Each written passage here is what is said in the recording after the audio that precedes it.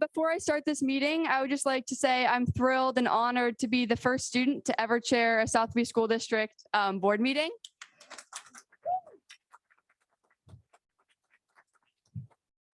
With that, I call this meeting of Southby School Board to order. At the conclusion of this meeting, the board will go into an executive session for 1 hour to review the performance of a public employee. Thank you for our community to coming out and voting for the bond and actively participating in democracy. While the results are currently unofficial, we have about 5,000 votes in right now. I will now turn it over to Director Jackson for our land acknowledgement. Thank you. I invite our participants to read the district's stated land acknowledgement on our website at another time. Right now, what I'd like to do is just share a more informal acknowledgement from my heart.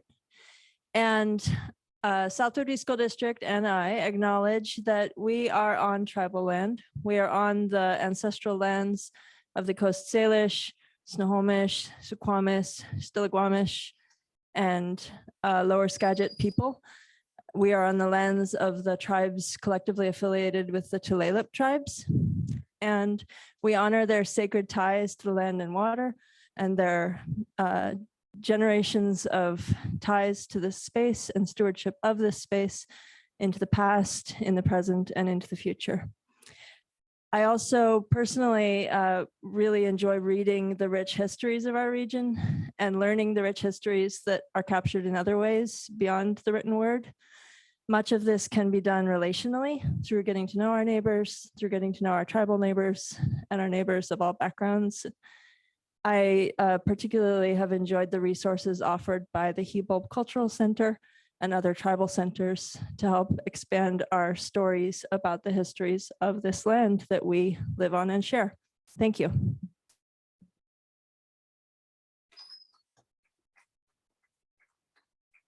Thank you for sharing that. Following our presentation section of our meeting, we will we'll open it up for public comment. Tonight's public comment section is slightly different than our typical business meetings because we'll have 2 public comment sections. Our first public comment section is specifically for comments on the budget extension for the Transportation Vehicle Fund, which we'll have a presentation on shortly. Following that, we'll open it up for general public comment. So please sign up in the back left corner with Mrs. Macaro and write down your name if you're interested in speaking. When speaking, please state your name and location, as well as make sure the microphone's on. It should be just because we have people listening in on Zoom. And also please try to keep your remarks under 5 minutes. If you're joining us on Zoom tonight, please use the Q&A function on Zoom, also leaving your name and location with your comments. I will read out online comments during our public comment section. Also, I would like to remind people here tonight that this is a business meeting and not a workshop, so the board can't engage in discussions during public comment. Thank you. Now we're moving on to our consent agenda and minutes. Do I hear any objections to approving the agenda and minutes as presented?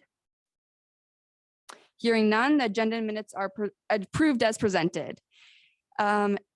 Do I hear any objections to approving the consent agenda as presented? Hearing none, the consent agenda is approved as presented. Now we are entering our presentation section of the meeting, so I'll be passing it off to Dr. Moshe for her presentation. Thank you, Audrey. As always, I'm so proud of your representation of our students. So Dan is going to be talking with us about the preliminary budget for the 23-24 school year. Just want to bring us back to budgets are about our priorities. And so this is a work in progress that you'll hear a lot more about. So goal 3 that the board set for the administration is to craft and begin implementing plans for the best use of our district assets in the future of the district, including execution of a facilities bond. So our finances, it's all about assets. So in keeping with goal 3, I will bring you back to remind you of the work the board has already done. Back in September, we decided that we would move students to the K4 campus and move our sixth grade up to the middle school on the middle school, high school campus, and also move our district to a single bus run. So these things were already in process. As we go through the budget and talk about budget priorities, I'm sure we each have our own priorities that we wish this budget would include. And so again, as we go forward, that's what this is about, is how we develop this budget and what those priorities are. So Dan is going to present the bulk of this, and at a few points within this presentation, I will come in as well.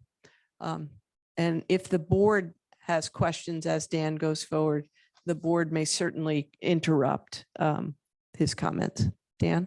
Yeah, thank you. And as this is a presentation to the school board, I will be addressing you rather than the crowd or the community that's sitting here. So I'm not being rude. It's just that the presentation is directed in this manner. So our budget has to be presented to OSBI by the end of July. So on July 26th, the formal board meeting, there will be a budget presentation of the 23-24 budget and also a 4-year projection. At that time, there's a 2-part to that. There's a budget hearing where the community has the ability to speak to the budget, and then potentially the adoption by the school board. Also, this is the working budget. It will change from now until we get to July as we get more information. Haven't completely digested everything that happened Sunday night with the state legislature and how that changes things, but that will happen soon. And we are required by state law to have a balanced budget. And a balanced budget in this state basically means that our expenditures and use of fund balance will balance with our revenue, and use of fund balance will balance with expenditures. So we do have the option to use fund balance as part of that. The legislative session ended on Sunday night. There's 3 things that affect us directly. The first is what they refer to as inflationary adjustments. And that's what we talk about as being the implicit price deflator.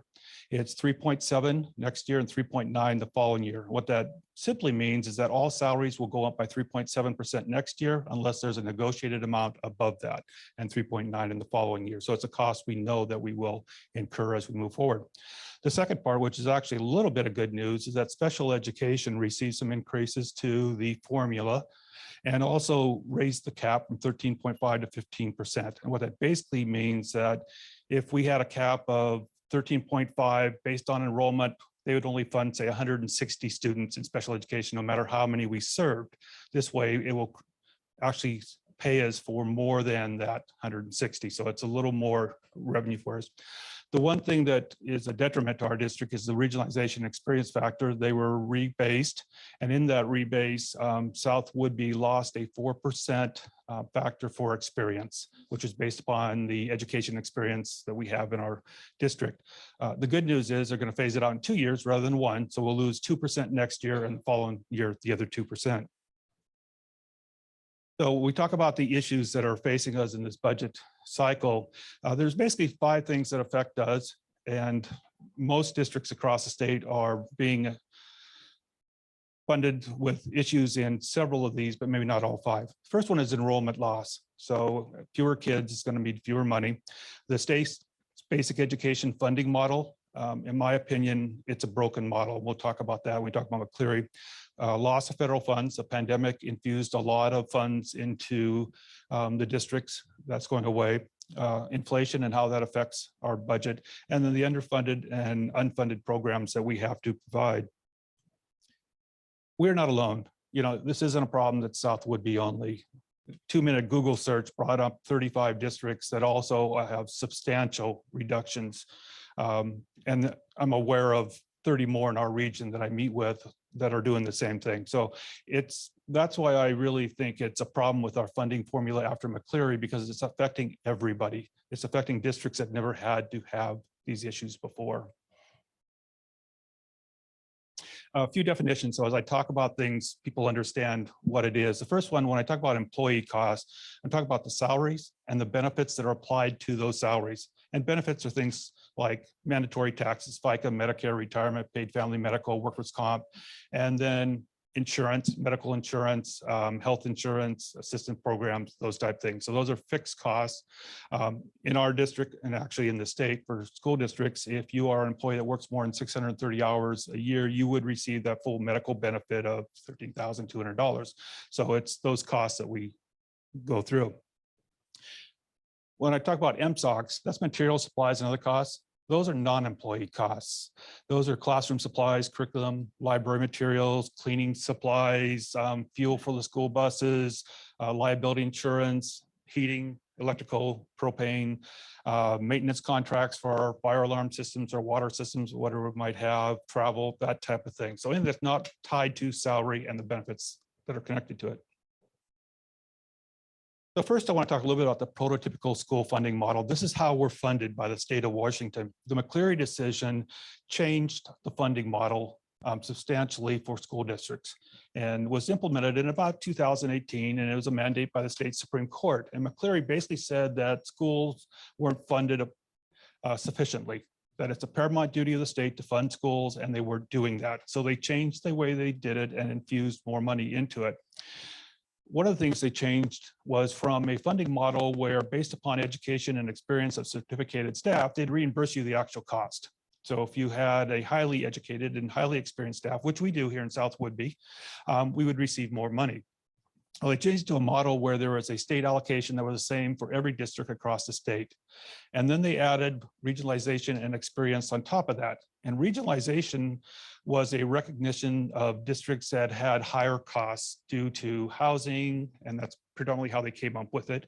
And then experience had to do with the experience of your certificated staff and the education that they had. South Woodby was one of 7 districts that received a 24% regionalization factor, which means we received 24% more than the state average in that funding model and 4% more for experience. The problem with the funding model is it was a regressive model. You can see that we started with 24% for regionalization, then it dropped to 22%, 20%, 18%, and down to 18%. Next year and the year after, that experience factor reduces also. So what it basically did was reduce the amount we received, or it became very flat and didn't increase at all. The other thing they did with McCleary was it was about local levies. They felt it was unfair that districts that could afford to have higher level levies could pay more money to their staff, where poorer districts that couldn't pass a levy couldn't do that. So they did what is referred to as a levy swap. And they basically took funds that were originally going to the local district like ours and brought that to the state level and then gave it back to us through the apportionment process and reduced the amount that we could collect. And I'll show you what difference that made to us as we move along. Dan, before you go on, so now we know the final state budget. How did that shake out in terms of all the ways you were kind of predicting and gaming it out? Like good or bad, medium? It didn't really change anything I expected. The special ed multiplier and a rate increase to the cap was either 14 or 15%. So that wasn't much of a change. The IPD 3.7, 3.9 was what was expected. So there wasn't really anything in there that surprised me. The only thing that was different was the reduce to the experience factor. One budget had it at dropping immediately to 0, and the other had it in a 2-year step, and it ended up being the 2-year step. So a little bit different, but same bottom line as we get into the budget process. So we're funded with what they call a prototypical school funding model. And basically what it does, based on the number of students we have, it creates a number of staffing allocations in different classifications, and then multiplies that by a dollar amount to give us our funding for basic education. And they fund us in 3 different categories: certificated instructional staff, classified staff, and certificated administrative staff. And those are just funded different ratios and also different amounts. So this is an example of what that formula looks like. If you look at this, they would fund a high school with 600 kids in it and use these formulas on the left-hand side of it with these ratios. And what it does is, if you look at our high school, and we're looking at about 296 students next year, it would fund about a 0.9 principal, 12.3 certificated staff, a quarter of a librarian, 1.5 guidance counselors. And the ones that have the little asterisks are actually enhanced this year from where they were previously, 0.3 school nurse. So you can see by looking at those, it's really not what we have and probably not what most people need, but it is the way that they fund in their funding model. So if we look at the number of students we think we're going to have and use their funding formulas, we come up with total number of funded staff. And you can see that it has about 4 principals, about 65 classroom teachers, 1.3 librarians, 3.3 guidance counselors, et cetera. And a total staffing of about 93.7. So the question is, how does that relate to the actual staff we have? Because this is what they're going to fund at these levels. They don't fund anything above this. Well, we actually have about 78 certificate instructional staff at this time. They fund 71 of them. We have 7 administrative staff. They fund 5, and we have a little over 54 FTE. And these aren't bodies, these are FTEs, because not everybody is a full FTE in classified staff. And they fund about 26. So you can see that we're funding, locally or with grants or however we do it, about 7 certificated staff, almost 2 administrative staff, and 28.5 classified staff. So the thing that's important about that is that as inflation and those numbers keep going up, we're paying that out of district funds. So where does those district funds come from? The other thing, when we talked about regionalization, the fact that it went down and the experience factor goes down, those are funding formulas, right? So even though IPD in 2021 was 1.6%, we had a -2 because of the regionalization, and we received $11 more for this classification of employee. But our actual increase in salaries that year was an average of about $3,500 per person. The next year, IPD was 2%, a reduction of 2%, and we gained another $325. Again, salaries continue to go up. So that negative regression of regionalization and experience has basically kept those salaries flat or slightly increasing over time, but not at the same rate that the IPD, which is a mandatory cost, increased salaries. And Dan, just to be clear, this is not a South Woodby thing. This is a every school district in the state thing. Well, this Or is nearly. for every district that received that initial allocation of 24%. There are some districts that received a lower percentage and it's been stable across the board. So it really depends on what your situation is. But the bottom line, what this looks like, if you look at the graph, the bottom line is the funding and the top is the salary. And it isn't about paying people too much money. That isn't what the problem with this is. This is a revenue problem because you can see that, there's always been a differential, negotiated amount above that. But the difference has grown because the funding hasn't matched, the increases in salaries over time. So that's really the problem. It's income, it's not expenditures. The other thing is we talk about those local levies and talk about that levy swap. In 2014, if you looked at your total property tax statement, 17.2% went to the South Woodby School District, 26.7% went to the state, and then was reallocated across the state based on their funding formulas. Today, it's 10.2% coming to South Woodby and 32% going to the state. The problem with that is that 10% is the amount that stays with the district. The rest not necessarily comes back to the district. It's dependent upon how many kids you have and all these funding formulas. And I can guarantee you that we don't get 100% of the taxes that are paid to the school back to the South Woodby School District. On the top is our actual levies. And you can see that in 2019, our local levy approved by the community was 4.3 million. We rolled back almost $1 million because of the McCleary decision, because there's basically 2 ways that you can figure out your levy calculation. The first is you can do it by your assessed value, and it's $1.50 per thousand of assessed value is the maximum allowable by the state. Unless you are a district like South Woodby, where the assessed value, you can see that the assessed value in 2019 was $4.5 billion. Today, it's over $7 billion. At $7 billion and $1.50, we'd be at $10 million for a levy. Because we have so much value in levy, the state says, well, districts like you can only do a per pupil amount.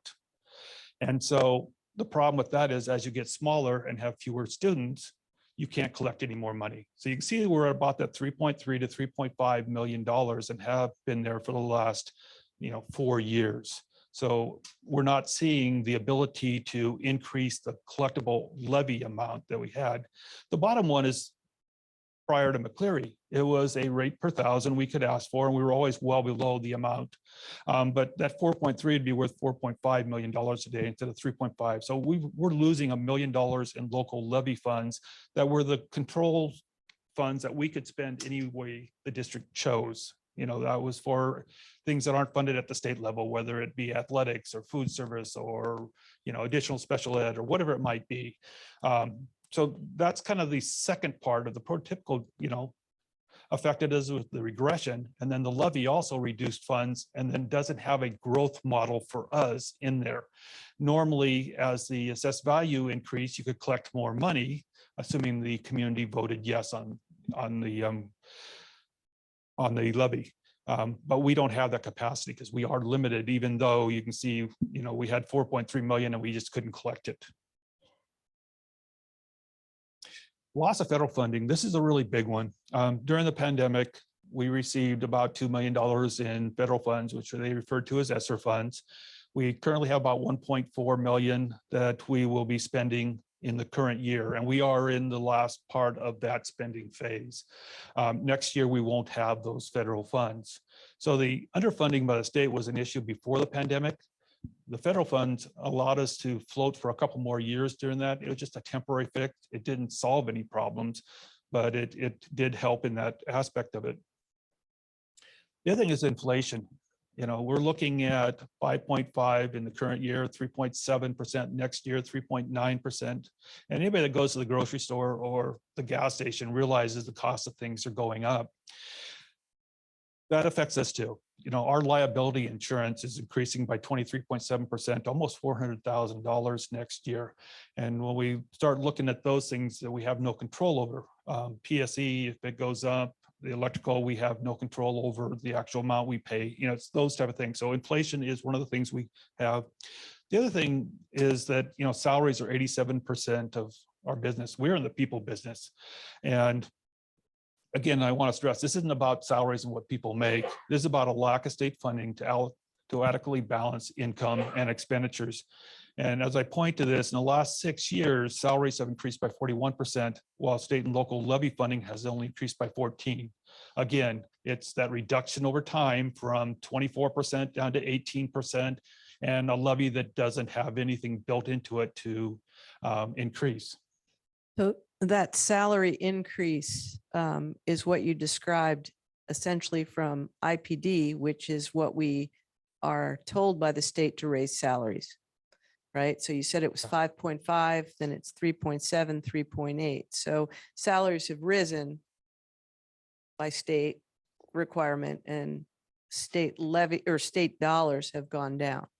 So that inverse, that revenue problem is what you're talking about when you say the system's broken. Yeah, and that's basically it. Salaries do go up by the IPD, plus there may be a negotiated percentage on top of that, depending on what's been negotiated in a contract. But it's really that lack of ability for income to rise at a similar level. And then there's the underfunding, and we'll talk about a few of those, but I'll use special education as an example. In the last fiscal year, we spent $737,000 on special education above what the state allocated for us. So it's obvious that they're not fully funding special education. And it isn't that it's a luxurious program, it's that we have kids with needs, and there's a lot of service that's required in that area. So it's one of those programs. Food service is another one of those, not funded at the state level. It's funded by federal free and reduced dollars and then local payment for stuff. But we support that, a couple $100,000 per year. Athletics is totally funded at the state level. We're required to provide. Oh, not funded. No, at the local level, I meant, yeah. These are things that we as a district pay for. We're required to provide homeless services, not paid for. Anything that's negotiated, extended days, stipends, additional time, personal days, vacation days. one of the things I find interesting about this formula they have at the state level is that we are mandated by state law to provide 12 days of vacation or 12 days of sick leave to every employee. The state funds 4 days for certificated staff and nothing for anybody else. So they're requiring us to pay for something that they're not actually paying for as part of their funding model. So state apportionment is what they refer to as the funding that we get from the state. And it's a number of students that we have times this school funding model they have. And it creates funding for basic education, special education, our learning assistance programs, bilingual and highly capable. That's it. It doesn't provide funding for anything else using this particular model.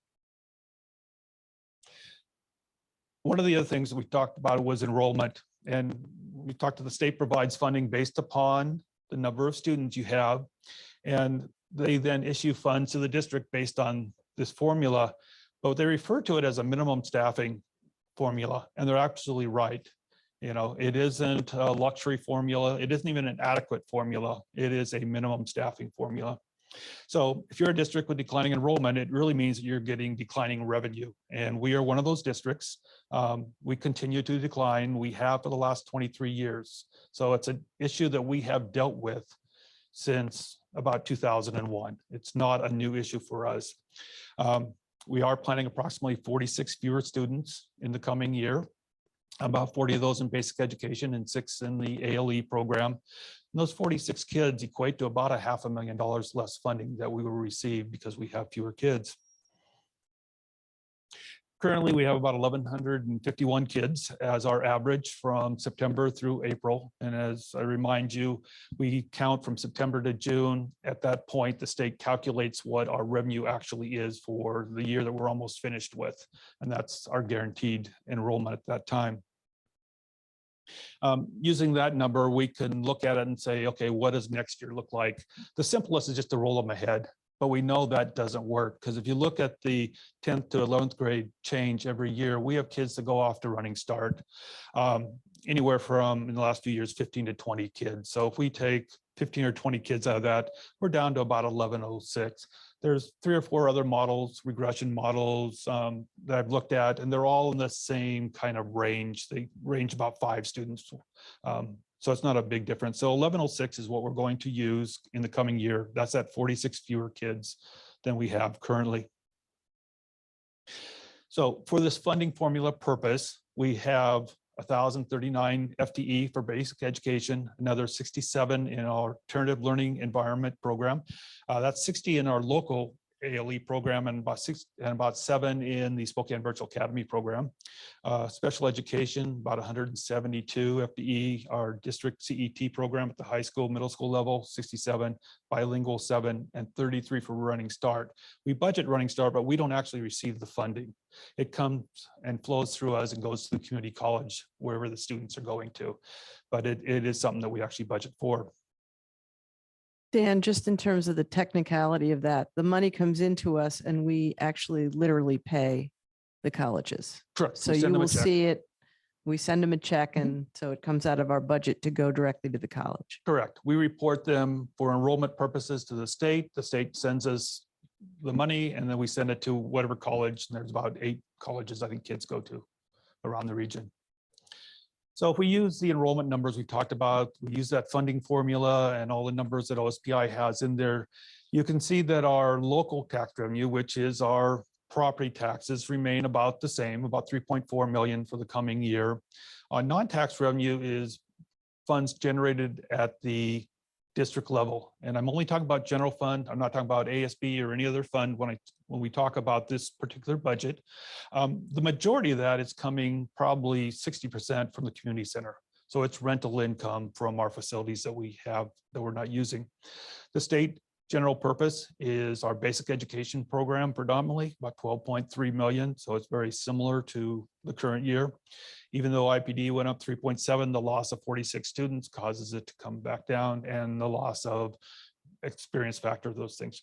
The state special purpose is basically special education, the lab, the highly capable, those other programs that they fund in that category, about 3.3 million, pretty similar.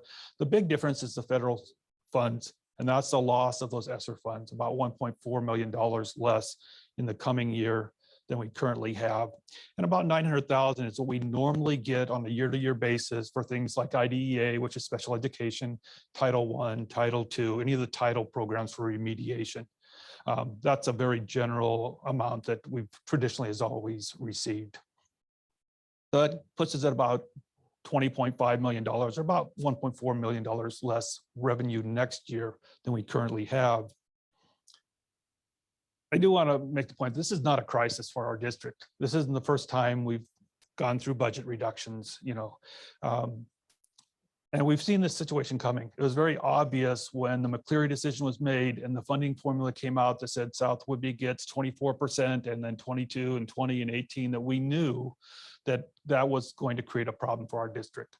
So, we had been planning for this, trying to build fund balance in the years that we could, and then started reductions last year, knowing that this has to be at least a 3-year process. We can't do this all at one time. It's too large amount. But even with reductions we made to the current year, we're still using $600,000 out of fund balance. So we start with that, negative $600,000. We added that 1.4 million in revenue loss. We're now at about 2 million. And if we take the inflation rate and add that to all salaries, it's about another $1 million, going from about 19 to $20 million. So it gets us to about a $3 million differential between what our revenue would be and our expenditures would be if we did nothing. So 20.5 million in revenue, about 23.5 million expenditures. We have to look at about a $3 million difference in there.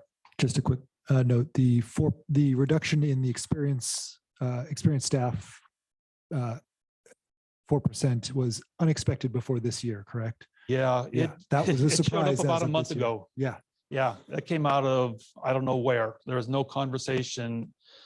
OSBI was unaware of that even. And normally they're in conversations with the state on all these. It just came out of one of the state processes that they did with the legislature.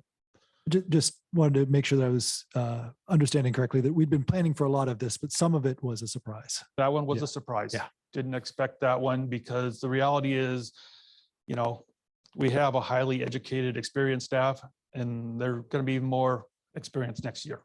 So, it wasn't like we went down any.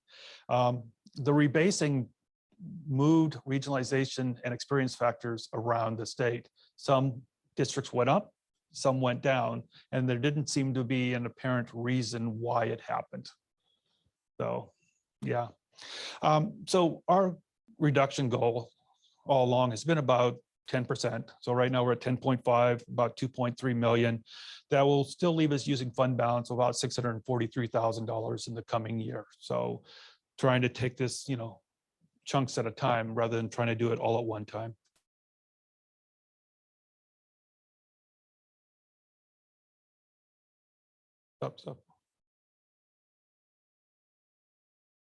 So, like many other districts, we must make these difficult decisions to reduce the overall expenditures to be more aligned with what our revenue is. It's a requirement by the state, so we don't have a lot of option there. But we do understand that it's incredibly difficult to consider reductions at this time when student needs are so great and expectations are so high by the community, coming off a pandemic, learning loss, behavioral issues. There's a lot going on that requires a lot of need. But it's all these factors that we talked about that really is going to require us to make substantial reductions. We, again, don't have a choice. We're going to do it over a 3-year period, but we will have to make them. This is touching this thing. But it is a team effort. I really want to point out that this is something that district leadership has been working on for months. We started this process in, I think it was December, talking about how do we get to this point, knowing this was happening. What are the best ways to get to a proposed plan that has the least effect? But knowing that we would have to generally look at about a $2.4 million reductions. And, we started that. The school board approved the closing of the 5th, 6th grade campus, moving kids up and down as part of the process to help with those reductions. So we actually get into what are we proposing? First, the certificated reductions, about 7 FTE. out of that. About one would be administrative reductions to principal and director positions, and then furloughs for other administrative staff. On the certificated side, we're looking at about 6 FTE. About 1.2 are temporary contracts, things that were for this year only. We have a retirement so far. We looking at a 0.9 reduction in program specialists in 2 different areas. We received a $300,000 grant for ALE for the current year, and we added a 3rd teacher with those dollars. So we're looking at reducing that back down to 2. And then unless we get any further retirements, we'd look at 2 non-renewals. So that gets us to that about that 6 FTE that we're talking about. On the classified reductions, it's about 7 FTE. The reality is that with classified staff, it takes more bodies to get to the same FTE because they work less hours. Classified staff are based on 2,080 hours a year, as opposed to a school term. So we have some reductions.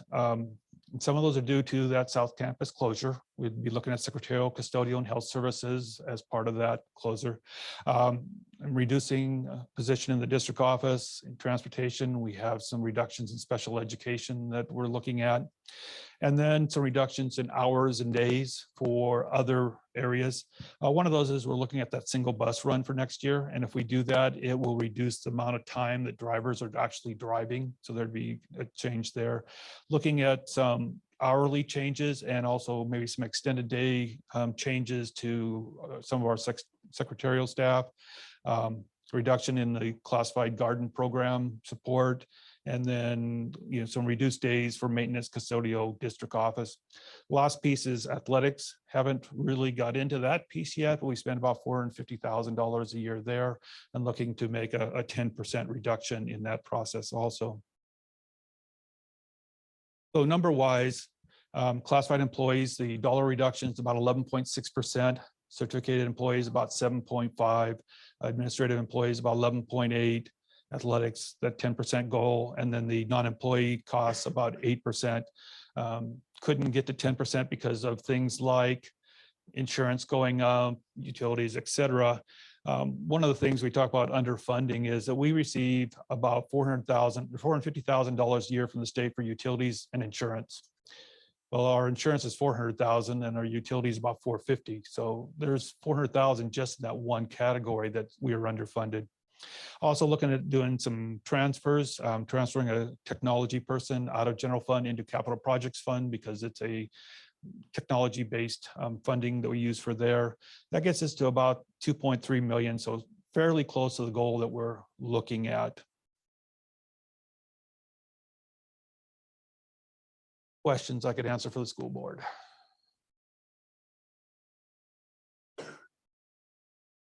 Not so much a question as just a comment. I really much appreciate the approach that the administration has gone into on this of trying to make these hard cuts throughout rather than concentrating them in any one area.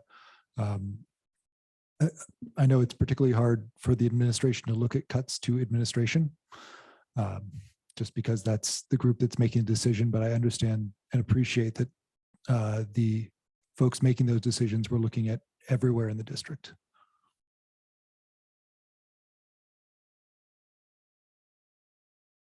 Not at the moment, but I guess you could ask, like a rhetorical question during public comment.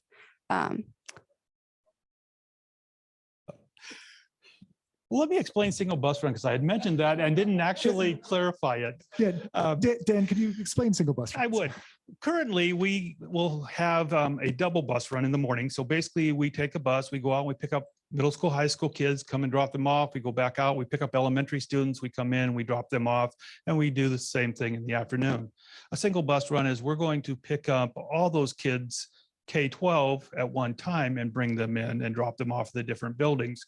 And we're able to do that basically because of the number of students that we have on the bus. The numbers are not substantial enough that we can't put more kids on our buses. We have fairly small loads. So that's a single bus run. With the associated benefit that middle and high school will start later, which has health, mental health, insurance, all sorts of benefits there. Yes, and the benefit from the financial side of a single bus run is that we are traveling half the number of miles on an annual basis. We'll save fuel, save, emissions, all those type things. So anyway. When you were figuring out cuts, first of all, thank you for presenting this so clearly and all of the factors going into this really difficult decision. How did you ensure that cuts were made in such a way that it would minimize as much as possible direct impact on students? Well, first, I'd have to say that I don't do this. This is a group process with the whole admin team. We meet weekly. We talk through all these scenarios on what is the most effective and efficient way that we can do these things that would have the least, aspect of, the classroom. What we do there? I'll be honest, it's going to affect everybody. You just can't cut, 10% of a budget like this and not have effects.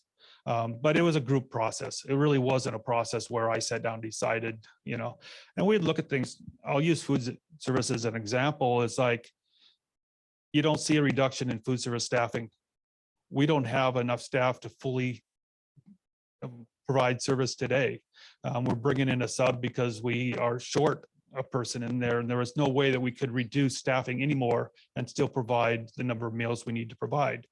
Now, if we provide fewer meals because we have fewer kids, that'll be a savings because we have a per meal price with our food service management company. So I see a savings there. But again, in that area, you're not going to see it in staffing. So it's different in every category we looked at. And we looked at everything across the board as like, okay, what are we doing? How can we do this? Can I just jump in? Thank you.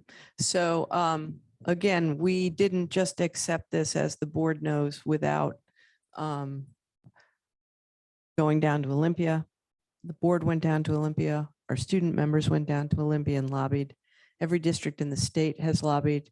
The unions have all lobbied, and the legislature still continued on and made the decision they made. And now we are left with this revenue shortage. And the only thing we have control over is our expenditures. But we are, as it's been said many times, we're cutting bone now. So we are faced with the inability to raise the levy because we're limited, the funding that Dan just described, and so on. So we, in these reductions, no surprise, we will have class sizes that are in the low 30s at the 5th grade level, for example. We will have, if we get a number of kindergartners that we expect, we may have kindergarten classes of 25. This is not going to be easy at any level. We are reducing our offerings. So it's a very difficult process, and actually quite unexpected at the level it's at.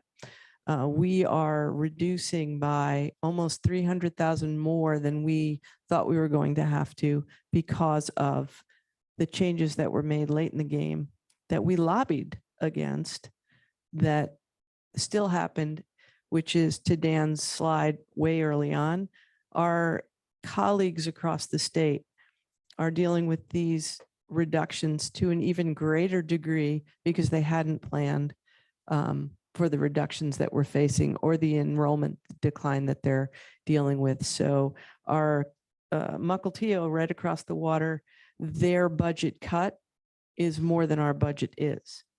So this is a devastating situation across the state.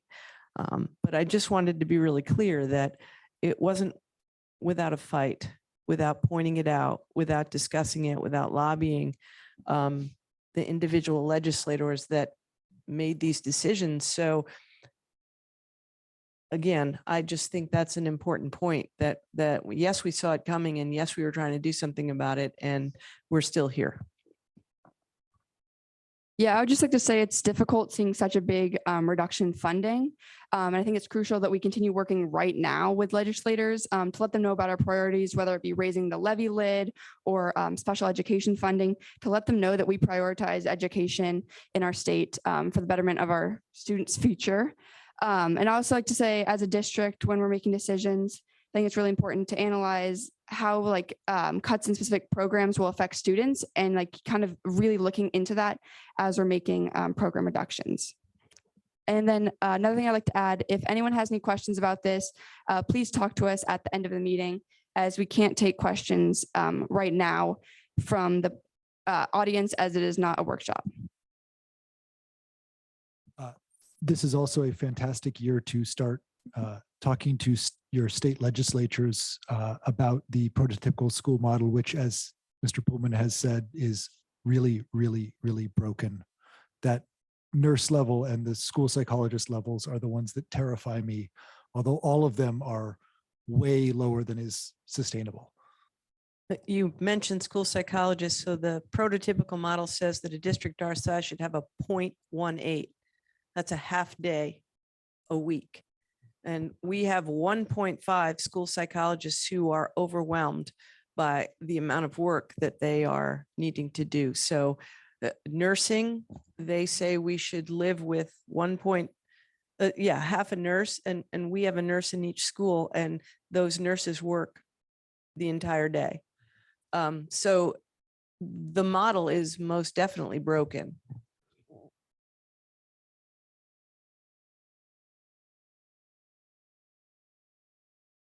Question about athletics. What's the approximate yearly price for athletic buses to stop for food?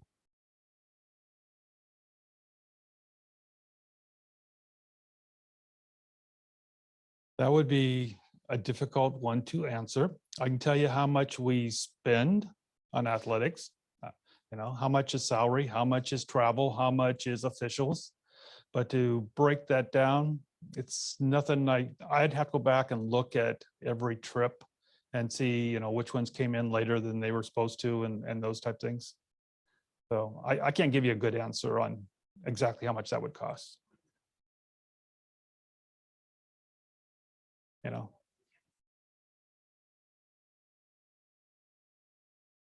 And this is why we try to get those questions ahead of time. Yeah.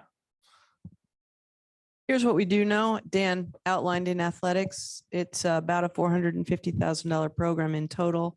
And in his breakdown on his slide, it was 100,000 for travel, almost 50,000 for things like officials and helmet repair and those kinds of things. And then over $300,000 in just coaching salary. And we did meet with coaches and students today and talked about needing to reduce by 10% in athletics. If no further comments from the board, we'll be moving into our second presentation, which is the Transportation Vehicle Fund budget extension. And then following this, there will be a specific public comment section on this budget extension, and then we'll go into open public comment. Okay, so requesting the board to do a budget extension for the Transportation Vehicle Fund. So as you all know, we applied for a federal grant for an electric school bus, which we received, which is about a $400,000 grant. We have ordered the school bus. It is on order, probably about a 6-month delivery time. But in order to expend the funds, we are required by state law to increase our funding capacity. So basically requesting that we go from 239,000 to 639,000. Yeah. So that's the request. And these funds will be reimbursed to us afterwards. This Actually, 400,000. I've already requested the funds and I expect they will be here prior to the school bus being delivered. Okay. So I have approval from the federal government that, we have submitted everything we need to submit. So what I was getting to is that this isn't additional money that will end up being spent on this. This is money that we'll be reimbursed for, correct? Yes, Yeah. we will be reimbursed for 400,000, Yeah. which we will pay for the school bus. Yes. Yeah. It won't affect the money that's in the transportation vehicle fund that we have currently. Thank you.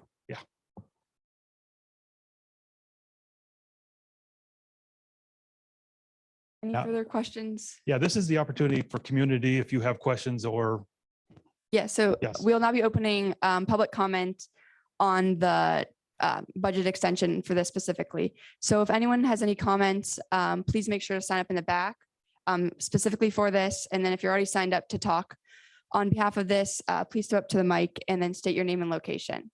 Thank you. Ms. Gamera, could you please clarify that maybe we can get a show of hands if anyone specifically wants to speak to the vehicle fund extension? Because I'm not sure if they signed up in a way that made that clear. Yeah, absolutely. Could anyone please stand up if they're here to speak on behalf of the vehicle budget extension? Seeing no hands raised, I'll wait a few minutes to see if we have any comments come in on Zoom. Otherwise, we'll move into our open public comment.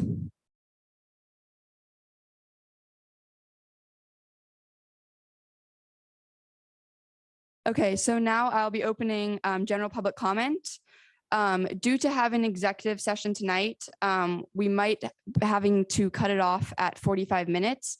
But however, I have no intentions of trying to silence the input of people here wanting to share to our school board. So at the end of our public comment section, I will ask people to stand if they share similar opinions or comments to a previous speaker or speakers, just so we can see really numbers and also get like a better general idea. So I will now welcome the first person on the list. Again, please state your name and location. Make sure you're close enough to the mic so people online can hear, and keep it under 5 minutes, please. Thank you.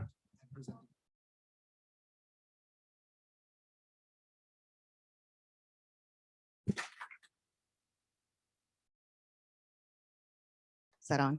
Okay. I think I'm here to talk about something that not everybody else is. I'm here to talk about reduction in force. And it's really, really hard, what you just saw from Dan.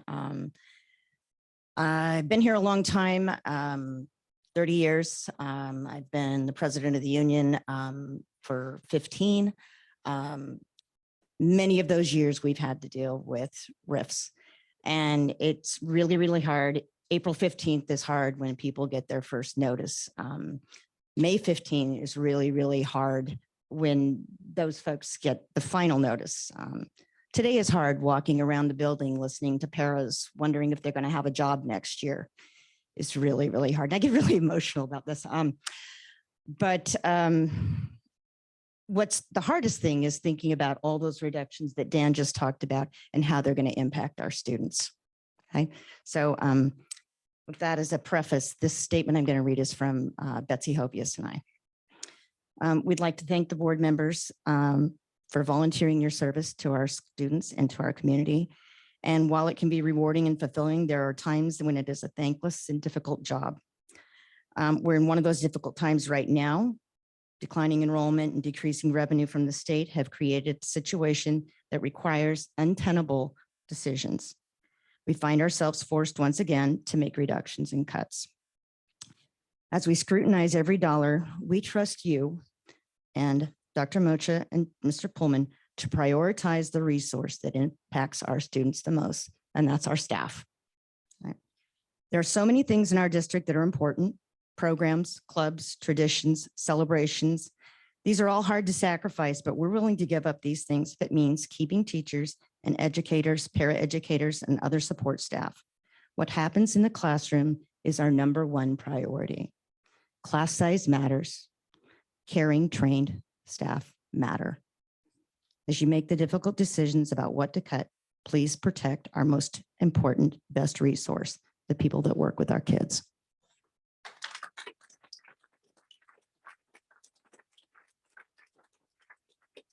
Thank you so much for your comment.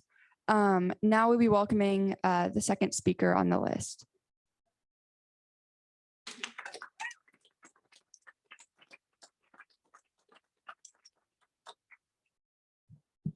Hi, before I speak, this was presented to me. Please don't count it against me on the 5 minutes, but this was handed to me. the names of students and coaches that says, "We, the employees of South Whitby School District and other concerned taxpayers, citizens, parents, and students want to have the administrative decision of no stopping to eat on field trips and sport events changed back to allowing students and staff to stop safely as we have done for many, many years after games, field trips, and other events." So I present these signatures that were handed to me.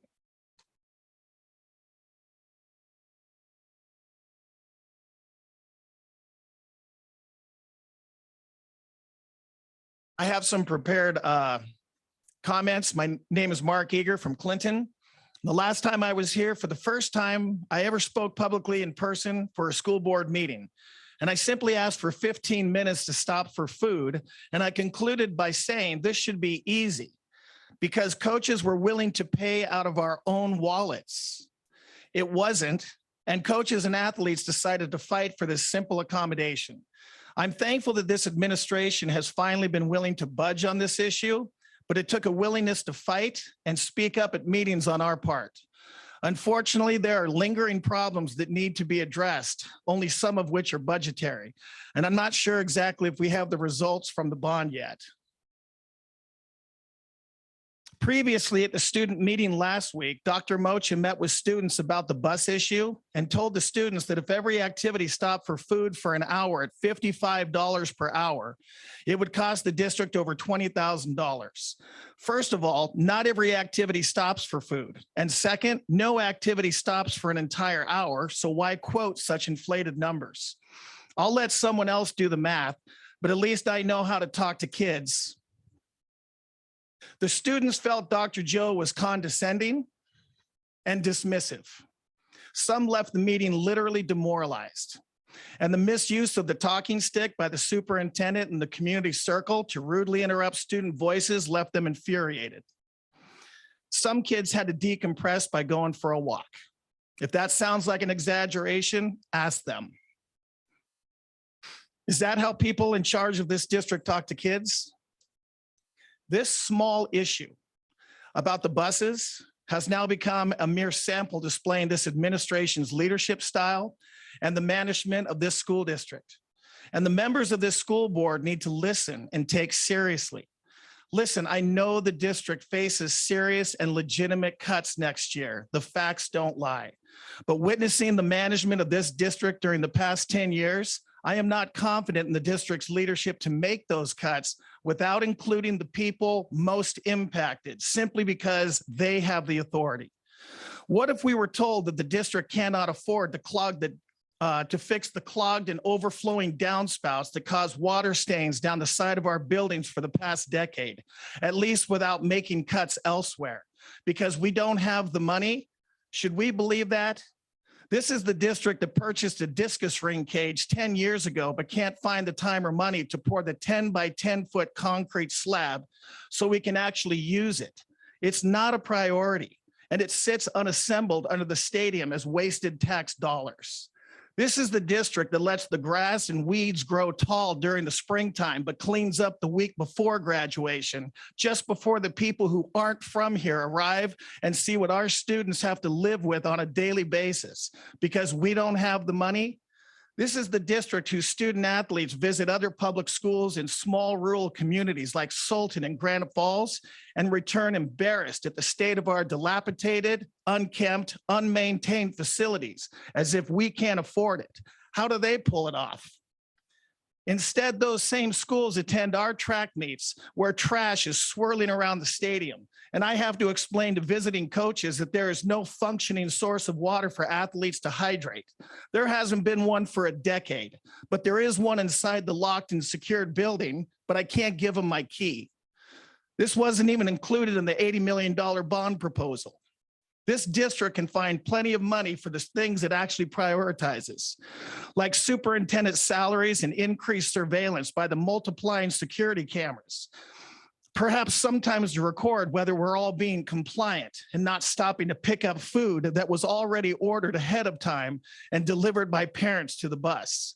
I'm no longer here to simply defer to the judgment of the people in charge of this district about how we can't afford it, because as a parent, I cannot afford to. The fact that it is somehow newsworthy to the school board that there is legitimate and widespread anger and dissatisfaction. Point of order. We're over our time on this speaker. Thank you so much for your comment. All right.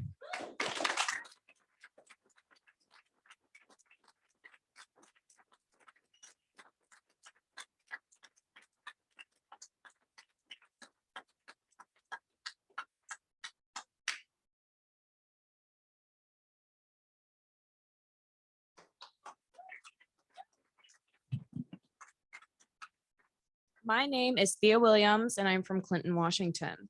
I'm a sophomore at South Whitby High School, and I've been a student at South Whitby since kindergarten. I am the vice president of the class of 2025. I am a sixth generation Whitby Islander.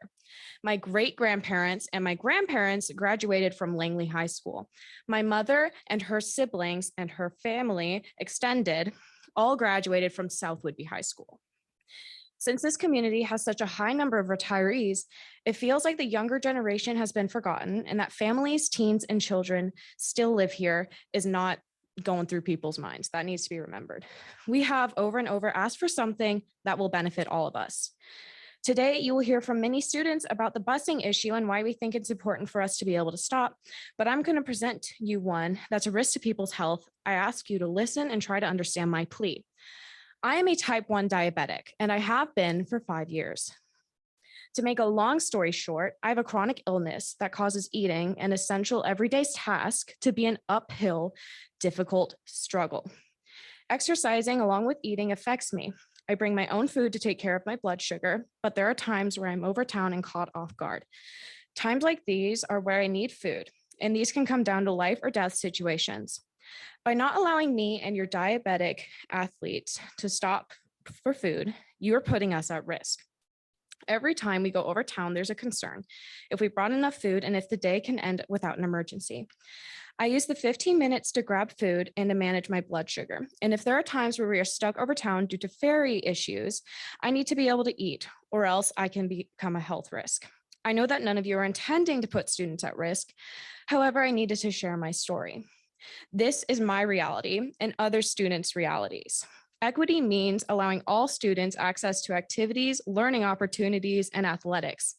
The unfortunate reality is that the past couple of years have created a situation where not having access to food has put me and other diabetic students at a disadvantage. Please reconsider this policy.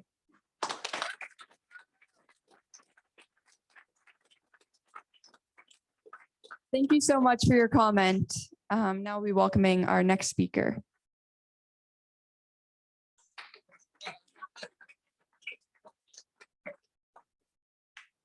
So, hello, this is about bullying. I'm sure this has been a topic that's been discussed forever.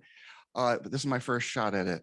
But I believe that this is how about this? Anybody here currently suffering from some sort of bullying, especially in the middle school?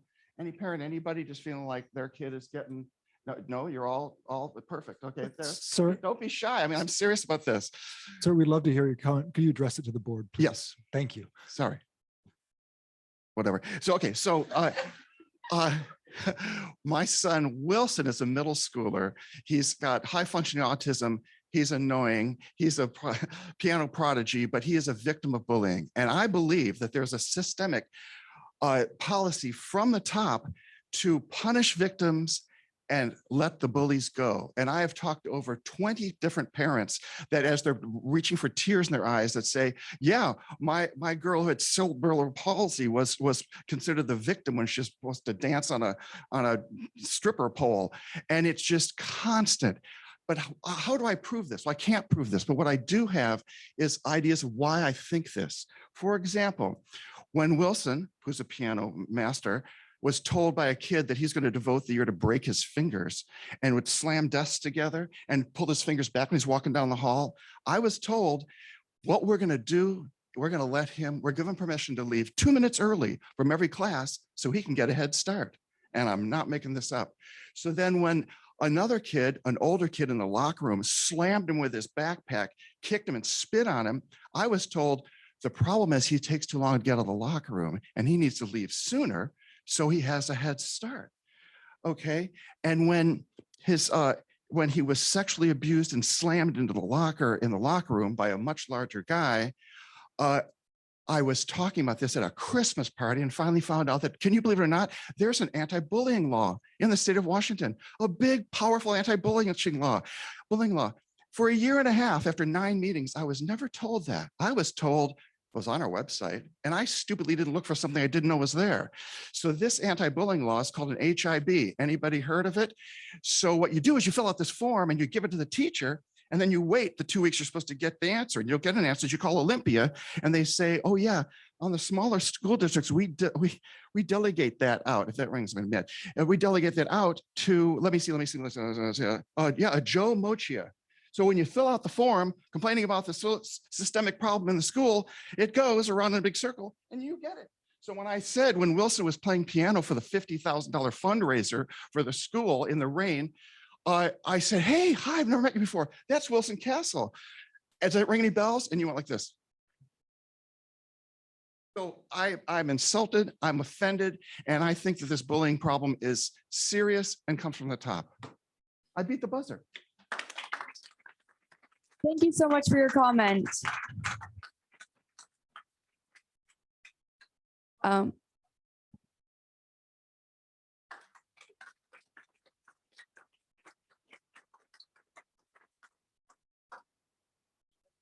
Copies for the board.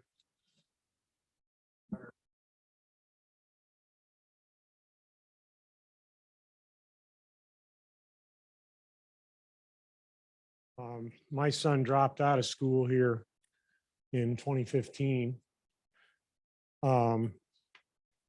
because of the way that he was treated and because of our lack of ability to get him some support. We filed a FERPA complaint, and it only took about 7.5 years to get an answer back. We got that answer last summer. Honestly, I had given up on it by then. And I kind of filed it away and said, it's not worth it. I don't want to go there. It's too painful. And 9 months after we got that answer back, here I am again. And I'd like to read you a statement that my wife and I have been working on for the last week. Once you know all that, then please at your leisure read through the letter you've got. This ruling took 7 years and thousands of dollars in legal fees to reach. It certainly did nothing to help our child while in the school district, but it was important to see it through to the end and hold Joe Mocha accountable. Her retaliatory actions of posting our son's personal information online to punish us for petitioning services he was entitled to was the last and worst of her many attempts. The hurt, pain, and frustration our family had to endure under her leadership directly caused our son to drop out of high school in 10th grade. She left no safe or viable options for him to continue. Superintendent Mocha arrived at the South Whidbey District in 2011. In short order, attacked the alternative centers of learning with budget cuts and consolidation of classrooms. Within just a few years, she moved these vulnerable students back into the mainstream buildings from whence they came without any regard to the emotional, physical, and educational challenges that these students experienced there in the first place. Her actions literally pushed students with special learning requirements out of the system, which allowed her to raise her testing scores with the state. In fact, our own children were forced to move off the island they love and move our grandkids to another school district because South Whidbey would again not meet the standards required for their education. We feel robbed of time with them since their move. Her letter posted on the South Whidbey School District website quotes her as saying, "Our students leave us bound for top-notch colleges all over the country and within the state of Washington. They find themselves well prepared and able to compete nationally. There's no mention of making sure each child has a successful learning experience, as her only noted measure for success is that students are able to attend top-notch colleges. Not so coincidentally, reported numbers and test scores bodes well for her professionally. We spent years trying to work with the district to help our students and many others that were struggling, all to deaf ears. South Whidbey School District struggles financially to pay for building and grounds repair, special needs, academics, arts, sports programs, and fair teachers pay, all while the commander-in-chief is paid more than the governor of Washington State for a student body of only 1,200. It's deplorable that the superintendent has had the school district board's support for 12 years, knowing full well she has a no confidence reputation with students, parents, and staff. Shame on all of you for allowing her reign to continue. And I'll say it again here publicly, I will help you pack because I want to see you off of this island. Sir.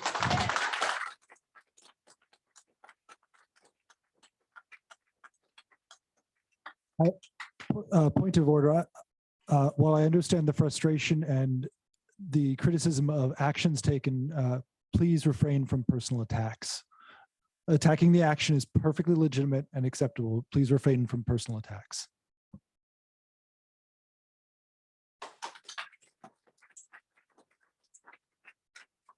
My name is Carol Kramer, and I live in Clinton. I'm highly invested in this community and school district. I'm a graduate of South Whitby High School and a parent of 3 students. I'm a former teacher in this district, and I'm currently in my 30th season of coaching in this district. I'm here tonight to voice my disappointment and frustration with this year's new ruling prohibiting bus drivers from stopping to allow athletes and coaches to use the bathroom or access food on away athletic trips. However, this new ruling is indicative of the high-handed leadership and management style of this administration. And thus, I'm also here tonight to call for better board awareness of this harmful style. Dr. Mocha has stated this new ruling was an administrative one made by a group of people who support the decision. I ask, what stakeholders were contacted in making this decision? Not only were coaches not invited to the process, but we were also not informed of the policy change nor the reasons behind it. Dr. Mocha suggested this new rule was communicated to coaches many, many times. I've talked with nearly all of them. None of them were informed, and neither was I. Last fall, my daughter played on the volleyball team. They could not eat on the bus, nor could the bus stop for food. It was prohibited. One time, they knew they would have to sit in the ferry lot for 50 minutes, waiting for the midnight ferry, which left at 12:15. And because of this rule, the driver was forbidden from making a reasonable decision to stop and allow athletes, coaches, and the driver to get some food. When the volleyball team sat in the Mukilteo ferry lot for nearly an hour at midnight in late October without having had access to warm food for over 10 hours, this rule prevented professionals from making a reasonable decision. This rule shows that you don't trust drivers and you don't trust coaches to make sound decisions. That's the message. I hope we can reach a compromise. The 2 meetings that you've called in the past week were good ideas, but they are after the fact and after damage has been done. The lack of acknowledgement of damage done is a weakness of this administration. The tone for today's earlier coaches and athletes meeting was, we hear you're upset, so give us ideas of how to cut the athletic budget. My point today is ask for input before making decisions. Share facts and not exaggeration. It's hard to brainstorm on the spot when we feel disrespected and unheard. Today's frustration you heard from us was years of buildup of not being heard, literally. We haven't had a coaches meeting. Maybe we've had 2 or 3 in the past 5 years. At last week's meeting, Dr. Mocha told the students that there were 174 field trips and drivers were paid time and a half for all of them at $55 an hour, and that it costs the district about $20,000 to allow stopping for food. I do this math with her numbers and I come up with about half of that, 9,570. However, it's not 174 athletic trips, and it's not $55 every time. And teams were not stopping every trip. Most of the time, teams did not stop if it meant missing a ferry. If coaches and drivers were asked for their input, these facts would have been apparent. So actually, the cost is likely anywhere from $1,000 to $3,000. That's why we're here tonight. $1,000 to $3,000.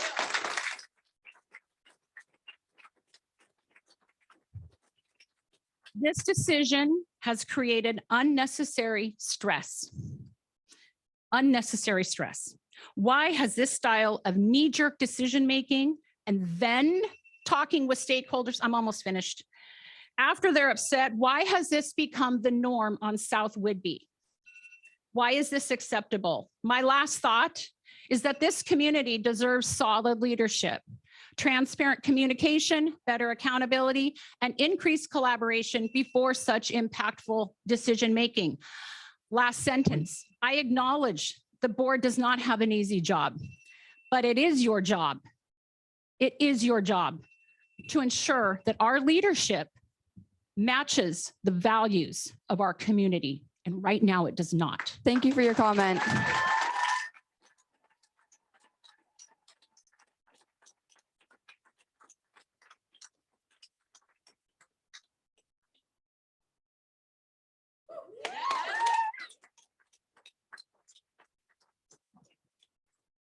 Okay, I actually want to face this way.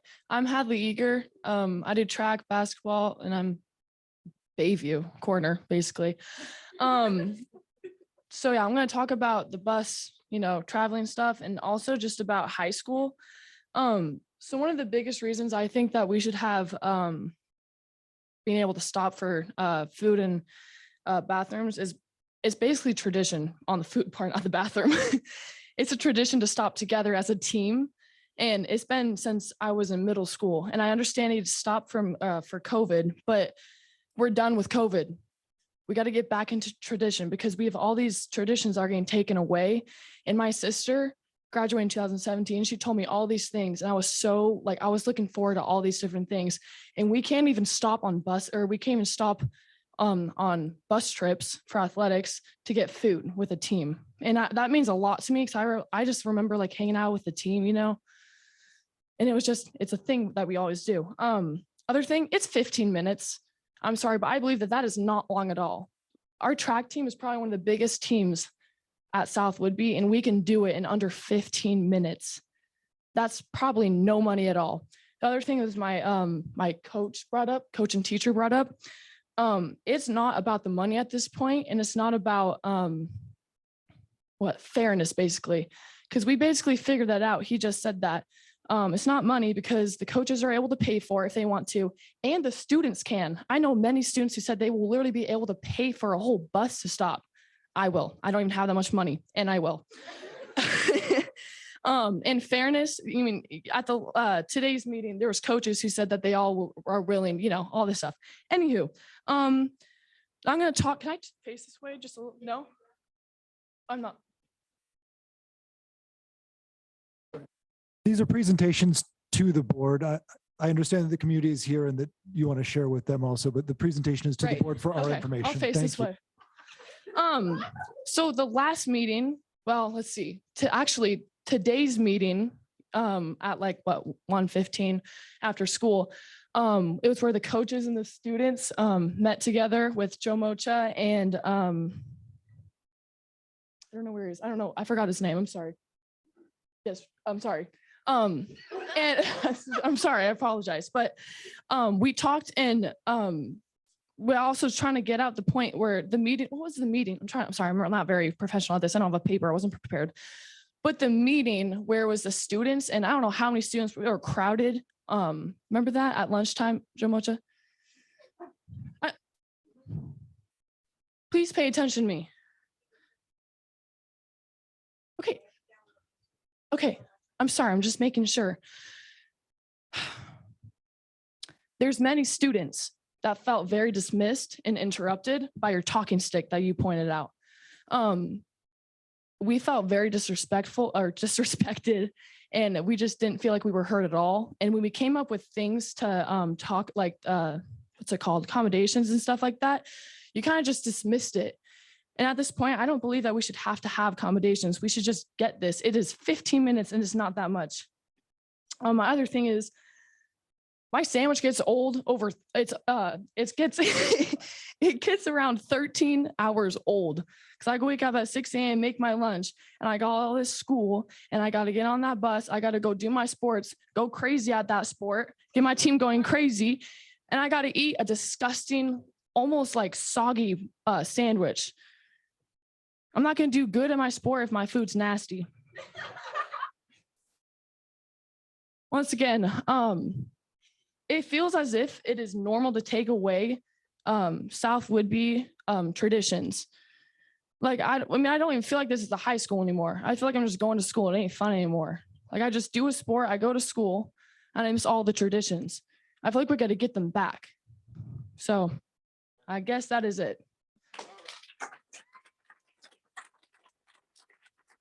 Thank you so much for your comment. Now we'll be welcoming the next speaker.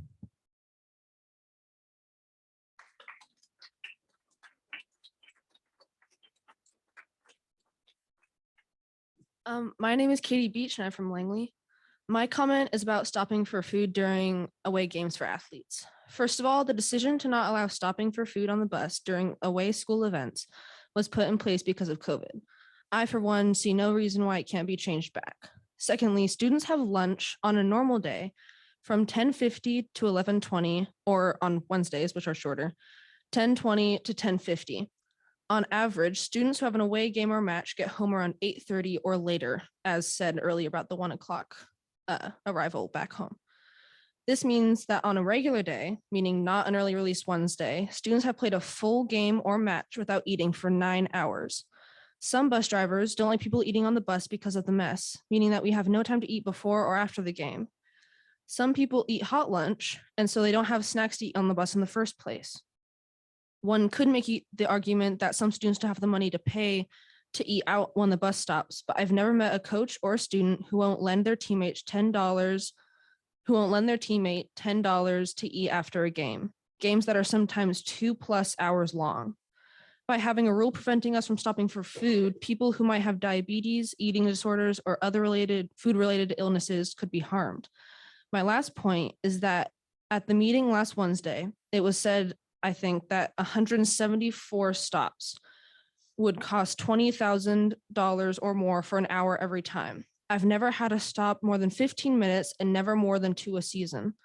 Also, if we did stop every time and the bus drivers were paid $55 for the whole hour, it would only be $9,570. That being said, I don't think anyone is saying we should stop for every single away game every season. I know I'm not the only one who thinks that the fact that athletes are not allowed to eat after a match is wrong, and I implore you to change this. Thank you for your time. Thank you so much for your comment. We'll be welcoming our next speaker.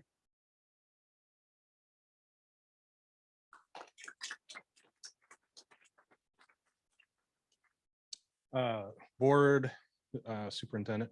I initially, as I was listening to the presentation of the gentleman about the numbers, I was going to come up and I was going to say, man, you guys have your work cut out for you. You do. But what I'm seeing and what I'm hearing and what I'm going to look into, I'm concerned as to where the problems are coming from, to be honest. I'm here to support my son and the athletes of South Whidbey. I'm sorry, my wife and I run a successful business here on South Whidbey. We're from Freeland. We raise a family here, and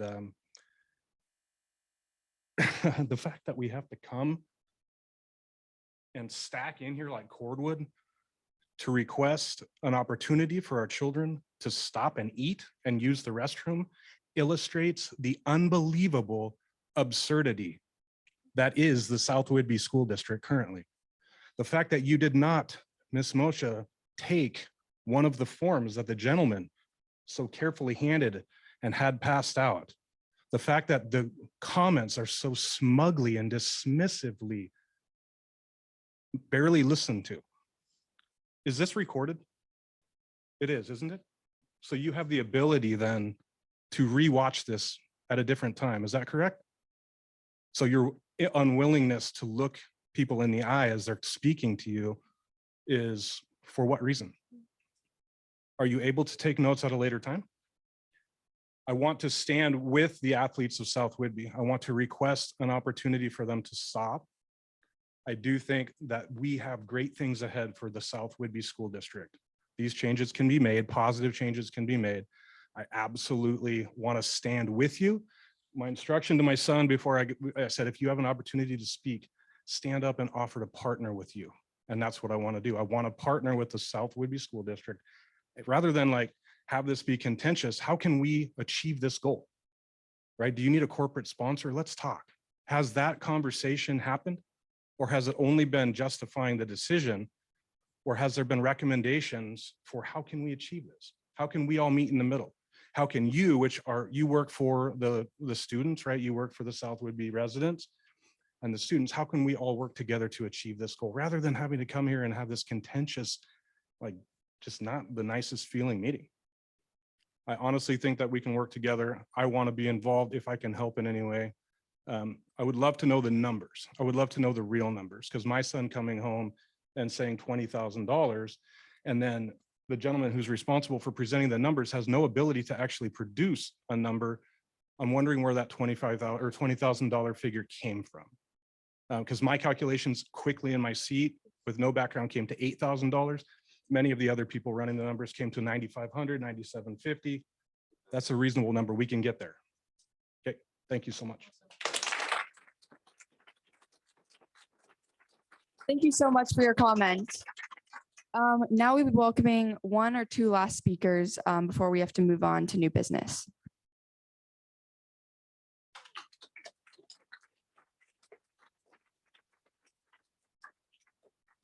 My name's Olivia Batchelor and I'm from Clinton. I played sports here growing up. We were always allowed to stop. I understand that times are different and we need to save money where we can. This is not a money issue. It's really not. I have coached here for 12 years. And if you want to look at the money side of it, let's look at how many times middle school sports end up at schools, sitting in the bus, waiting to go into schools. Go to the beginning. Look from the beginning and find, where could we save a little money? Excuse them later from class and get them to a school at an appropriate time. But if we're not even looking at that, and this is what you're looking at, there's a problem. We are good coaches. We care about these kids as much as you guys, and I know you know that. We give so much more of our time unpaid, and that's fine. We love these kids. We're here to support them. They deserve to stop for food. Take a food handler's test. It is not appropriate for that food to be sitting in their bag of any kind the entire day, and then on a bus, and then on a bus that's warm in the heat. And then they go out and perform, and then they get back on the bus. They're not to be eating that food. We as coaches and parents on these teams have taken the cost upon ourselves and the time upon ourselves and made food that can be taken now on these trips. Other teams are feeding us. We're feeding other teams.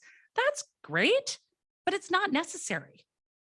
This is a small change that we shouldn't have had to get to this to be asking for.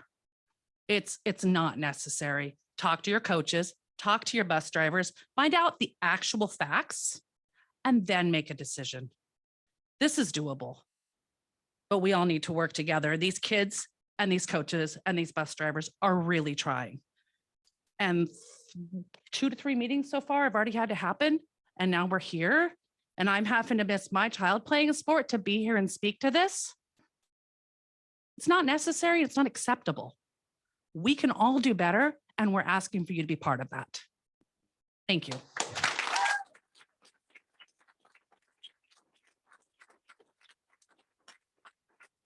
Thank you for your comment. We'll be welcoming our last speaker, and then there's one comment online that I'll read following that. we do need to get a name and location for the comment online because it is currently listed as an anonymous attendee. Yes, absolutely. Please enter that in the chat before we read out your comment. Thank you.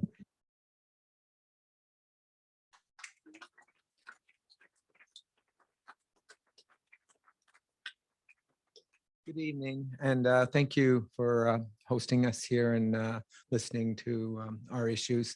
I think there's been enough said about stopping for lunches. I've been a coach here now for 7 years. My wife and I raised our kids here. They went through the school system here. And it's been a very great experience, the years I've been coaching. I love all these kids.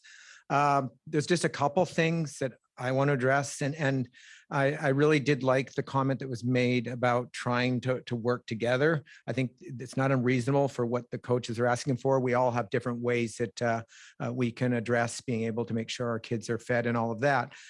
But two things. One, there's going to be a 10% cut, it sounds like, to athletics if it's going to follow an equal cut with the rest of the school district and what needs to be cut. So I think what I'm hearing from the coaches, and this includes myself, is that we do need some transparency. We need some predictability.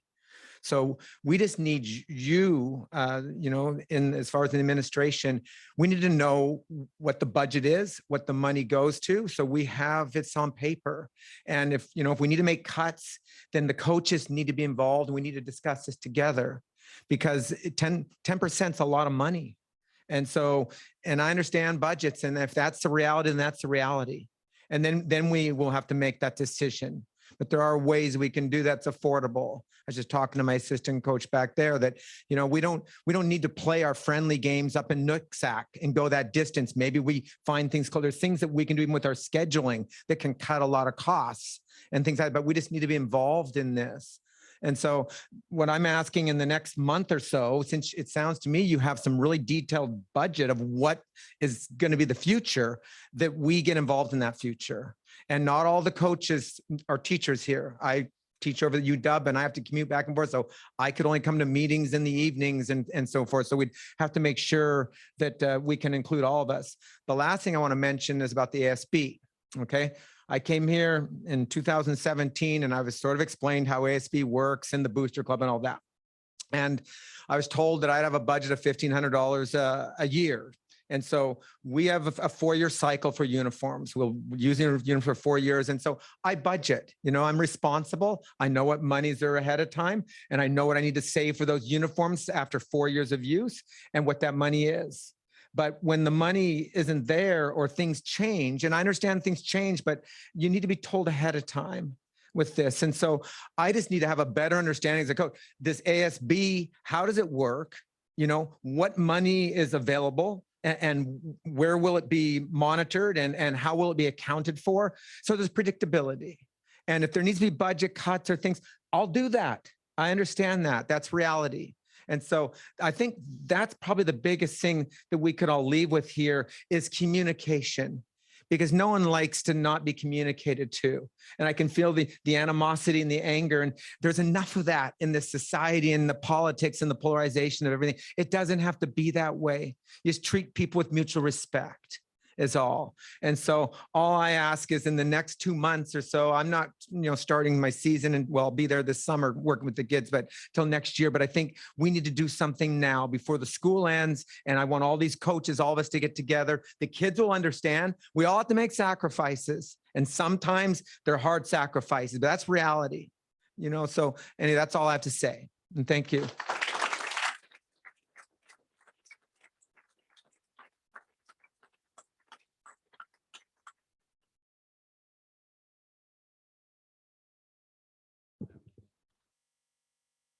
Thank you for everyone for joining us tonight and leaving a public comment. I know not all speakers on the list were able to be heard on the microphone, but I want to make sure that everyone's voices are represented that came here to share a comment. So I guess if people share similar comments, could someone please stand up if you share similar comments about stopping for food during bus trips?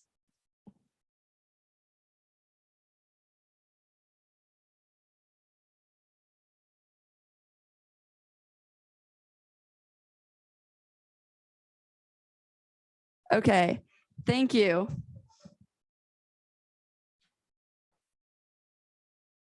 Okay, with public comment ending, we'll be moving on to,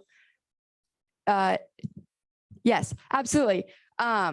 If you share similar comments to the point made about bullying, please stand up.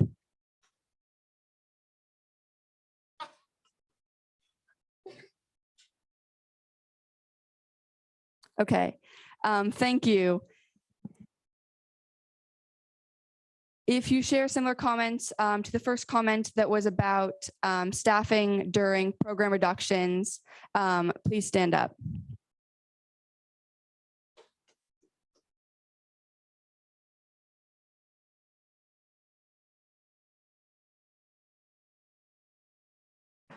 Okay, considering that it seems the entire audience is in agreement about a lot of issues, we'll be moving on to new business.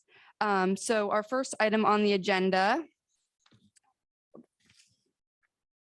is memorandum 2223-30, resolution 672, program reduction resolution.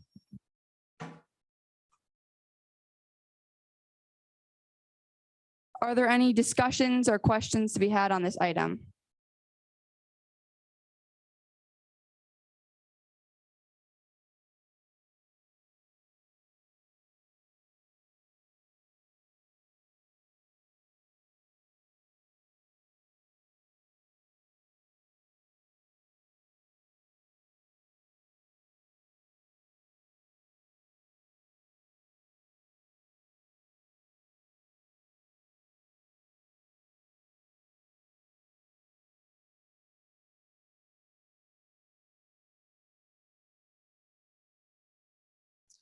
Thank you, Audrey. I think the discussion pieces that I would say is that all districts in the state are facing drastic cuts. And I look at what our neighboring districts, what we are looking at. And, my kid will be one of those kindergartners in a class of 25. And I know that reality.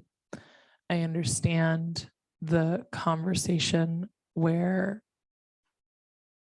it seems insignificant, whatever amount of money we might be saving or not saving with certain choices or decisions. Right now, our priority is our students and their education, and that is our primary focus. And so I just want to voice that I support any decision that keeps any amount of staffing, whether that's partial or anything, closer to the students in their education environment.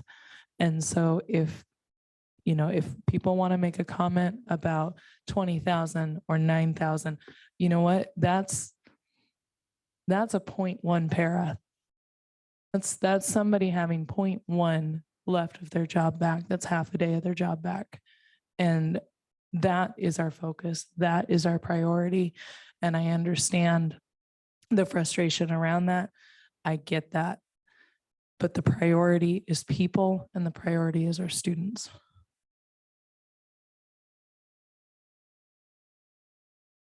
Thank you, Director Jones. Well put. I +1 to that. In addition, I notice in the resolution that this gives the superintendent the authorization to implement reduced programs. And I know it doesn't say it, but I want to ask you to confirm that this will be not just a superintendent decision, but a decision made with stakeholders so that those affected and those responsible will all have a seat at the table to work on this really tough situation that we're in. So we have been working as an administrative staff, and the messages have been carried back from the administrative staff to teaching staff.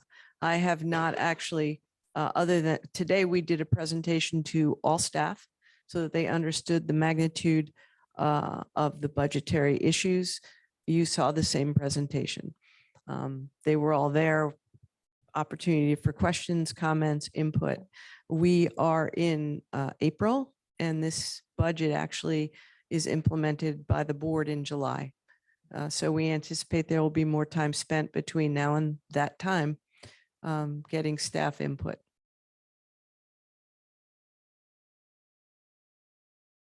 Yeah, and this is a pretty standard thing that has to happen when there are cuts, this sort of resolution. So this is not a. This board has made this resolution every year for 20 years. Unfortunately.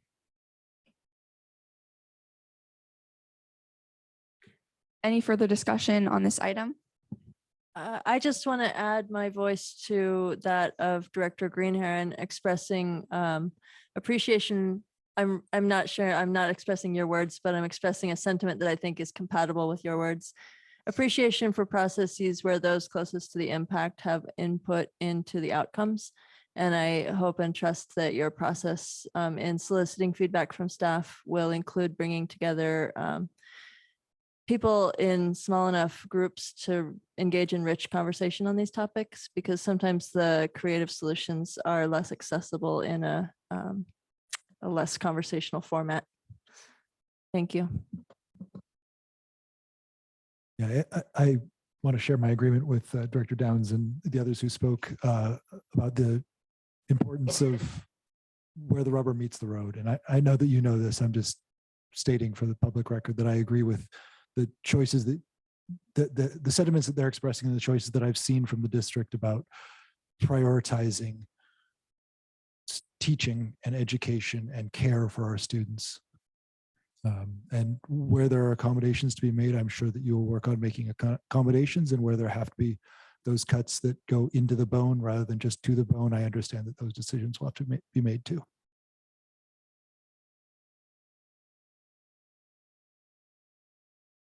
If there's no other further discussion on this item, could I please have the student advisory votes?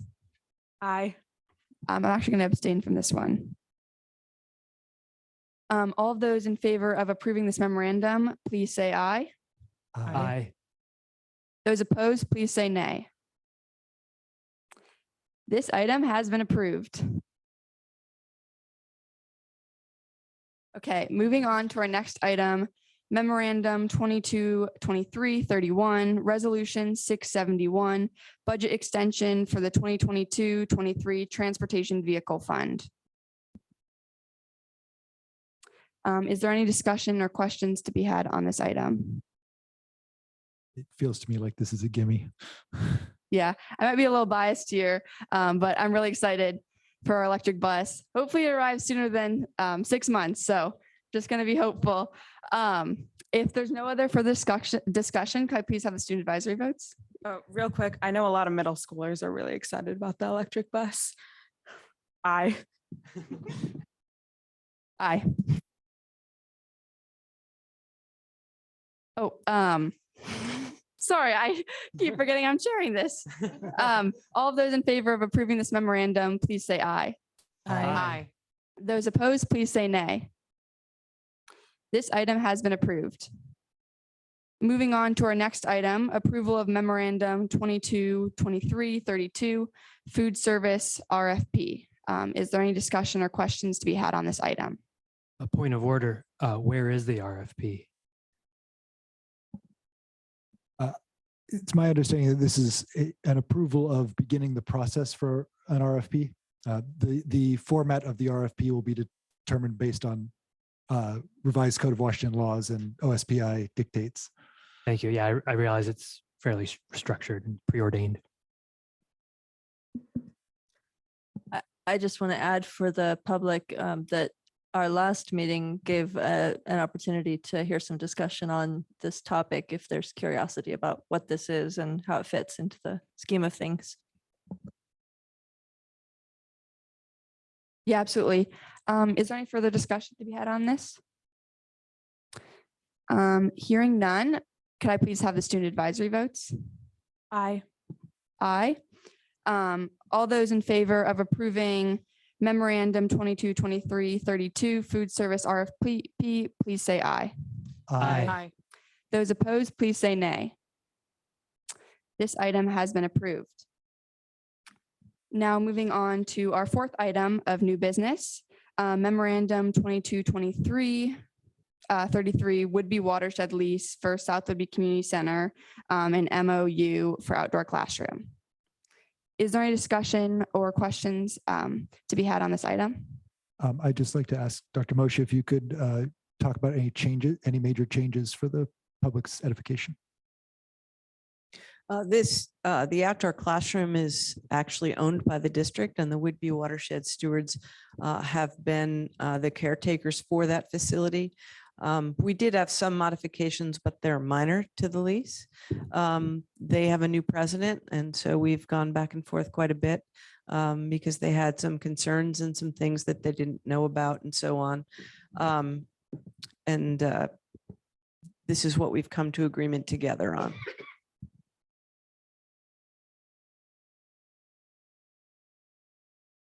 I just want to add that I think it's great that we have these kinds of enriching partnerships in our community.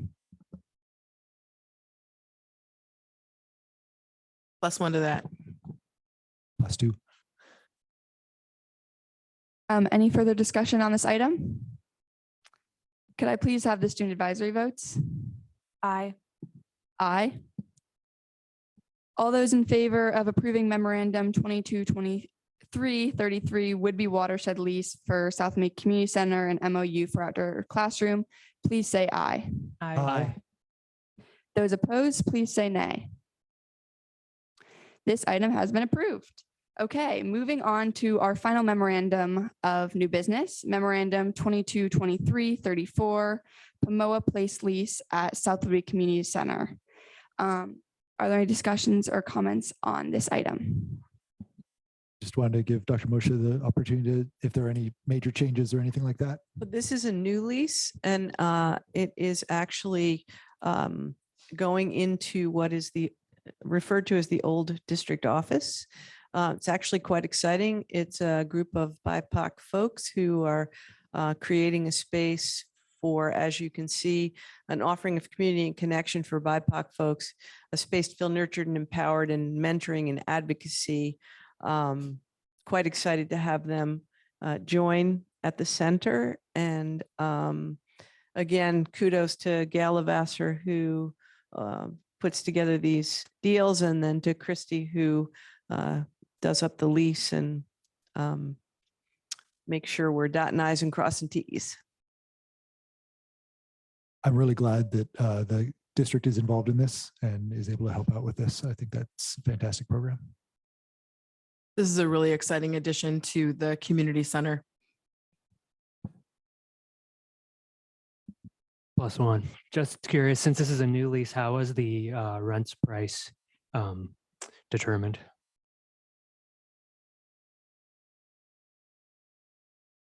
Christy, do you have some information to share with the board on how that happens? So Gail Lavasser sets the amount. It's usually, we have a price for nonprofits and a price for profits, and it's based on the square footage. So it's a pretty large space, so they're paying quite a bit, and it's a good lease because they are backed by a grant that's going to help pay for the facility. So it's sure income. Thank you. But again, those rates are pretty standard for all the tenants based on the square footage. So they calculate it and come up with the amount. I would have to second the comments about being really excited about this lease as well. Are there any further discussions on this item? Hearing none, could I please have the student advisory votes? Aye. Aye. All those in favor of approving memorandum 222334 Pomoa Place lease at the South Mead Community Center, please say aye. Aye. All those opposed, please say nay. This item has been approved. And now we'll move on to the final part of our meeting, reports. So I'll be passing it off to Mr. Poolman for our financial and enrollment report.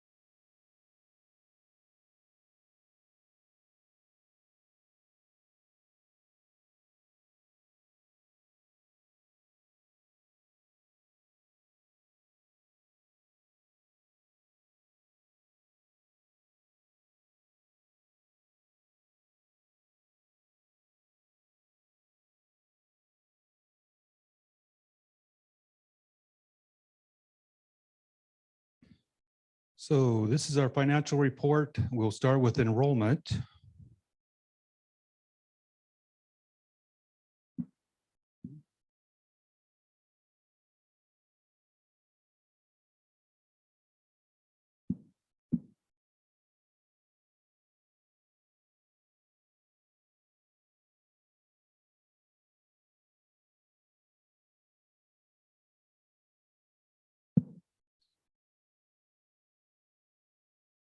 Okay, so this is an enrollment as of April 1st.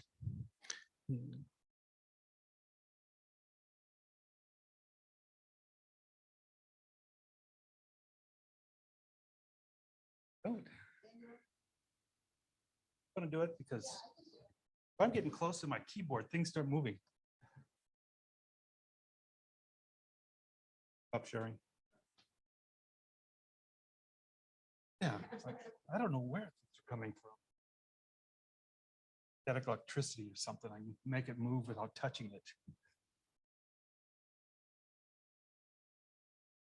Okay, so enrollment for the month of April, and you can see that our basic ed program is about 1,078, special education is 187, about 66 for our VOC program, and roughly 72 in the ALE program. So that gets us to our total in basic education year to date, about 1,080. Breakdown by building, you can see at the K4, there's about 360 FTE. They're about 24 above what we budgeted. The 5-6 is at 158. They're about 9 above. 7-8 at about 181, slightly below budget. 9-12 at 354, slightly above, and South Woodby Academy at 327 is slightly below. So it gets us about 33 above what we had budgeted. So that's great for financial purposes. Next. And just a quick breakdown by grade this year versus last year. Green is this year. You can see the differences. We do have a few more kids in kindergarten than we had in the previous year, but still we're only in that mid 65 range, nowhere near what you're seeing at the high school level of 100 kids or 110 kids, that type of thing. And feel free to ask questions as we move along. And this is just our year to date. Is that heavy dotted black line kind of shows the pattern similar to previous years, slightly above the 5-year average of what you would expect, but still below where we have been in previous years. And this is just our year-to-date total that we use for our funding purposes. 1151 is basically where we're at the moment. And just a graph of what our enrollment has looked like. And again, as we talk about enrollment, we talk about funding. This is what drives it. And you can see our pattern in this particular district, expecting to be at, about the 1150 range by the end of the year. Financial report is of March 31st. So we are 58% of the way through our fiscal year, which ends in August. Our revenue is about almost 58% year to date, about 12.3 million. Expenditures at 56%, it's about 12.6 million. So expenditures, even though it's lower than the percentage for revenue, is still slightly above. The bottom two are just the patterns of what our revenue and our expenditures look like. Revenue is very similar to last year, except for that one jump in January where they reallocated the enrollment dollars in the funding formula and made that increase. And expenditures are kind of a similar pattern. The non-employee costs, MSOCs, will have a variation from month to month, whether we get our Puget Sound Energy bill on time and pay it 1 month, or we pay 2 months and that type of thing. But we look at these salaries, they're pretty consistent over time. Next. This is just revenue versus expenditure. Blue line is revenue. You see that we get a bump in October, and that's your local levy funds being paid. Another one in April, we'll see the same type of thing. But that pretty consistent expenditure throughout the year, about $1.8 million per month, is about what we're running as an expenditure. And this is just an annual look at revenue and expenditures. And you can see that, 21-22 expenditures jumped above our revenue. And we are currently also this year running above revenue, a little less than last year, where traditionally we had ran just the opposite. Revenue always exceeded expenditures at this time of the year slightly. So it's a little bit of a pattern that we pay attention to as far as how are we doing. quick look at revenue for the last 4 years. You can see the local property taxes has been about the same, about that $3.3 million range annually, which is about 1.8 million halfway through the collection process. Local revenue, you can see that in 1920, we're at 556 this time. We're currently at 427. So that's a big jump from the 2 previous years. So that's encouraging. State funds, also looking at that, you can see that, it had jumped a little bit from the previous years, but nowhere near where we were 4 years ago. So that pattern of revenue, and then the state funds, same. And then the federal dollars, again, this year and last year, much higher than we normally had because of the ESSER funds. And if we look at the revenue, you can see the big gray slice is our state, and that's based upon enrollment numbers. The yellow is also state special purpose based on enrollment numbers. The light blue is our federal dollars, which is bigger than normal at 8%. And our local taxes, our property taxes, about 15%. And then we're generating about 4% at the building level with the things that we do here. This is a look at expenditures by cost code. So the far left, the large amount is that's our certificated staffing costs for just the salaries. And you can see that that's a large part of our budget, followed by classified salaries and the employee benefits that go with it. So the 3 to the left are really what we talked about, the employee costs earlier today. That's that 87% of our budget. And the right-hand side is the remaining 13%, which is supplies, services with companies, contracts, and then travel, which is very minimal compared to everything else.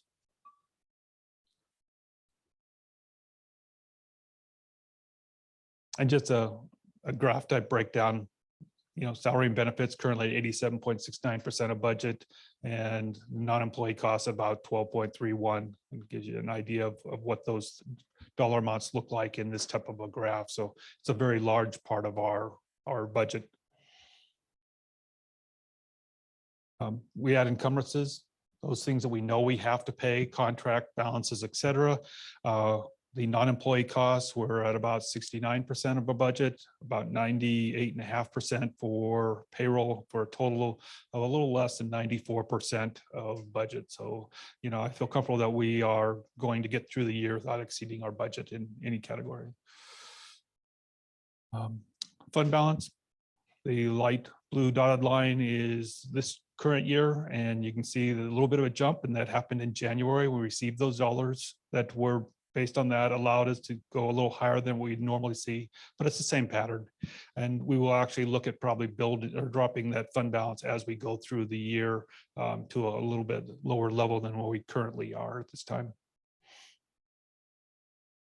Budget status report. This is just our revenue and expenditure by line items.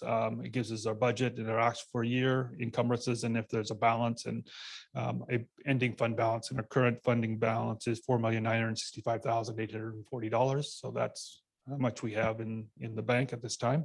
But you can see that it is less than we started the year. It's slightly less, about $300,000. So we are spending more than we are receiving.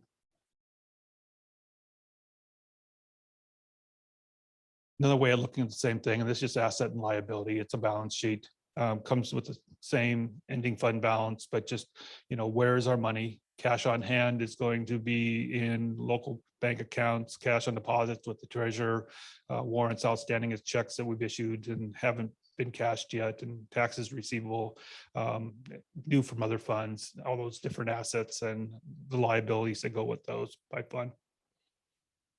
And then if we look at the other funds, the capital projects fund currently has about $1.8 million in it. It will get an influx from the levy also, because the capital projects is levy funded. That's where those funds come from. So we'll see a jump in April with that. Debt service has about 85,000. There won't be any activity until June. There's only 2 activity months, December and June, that we pay anything out of that one.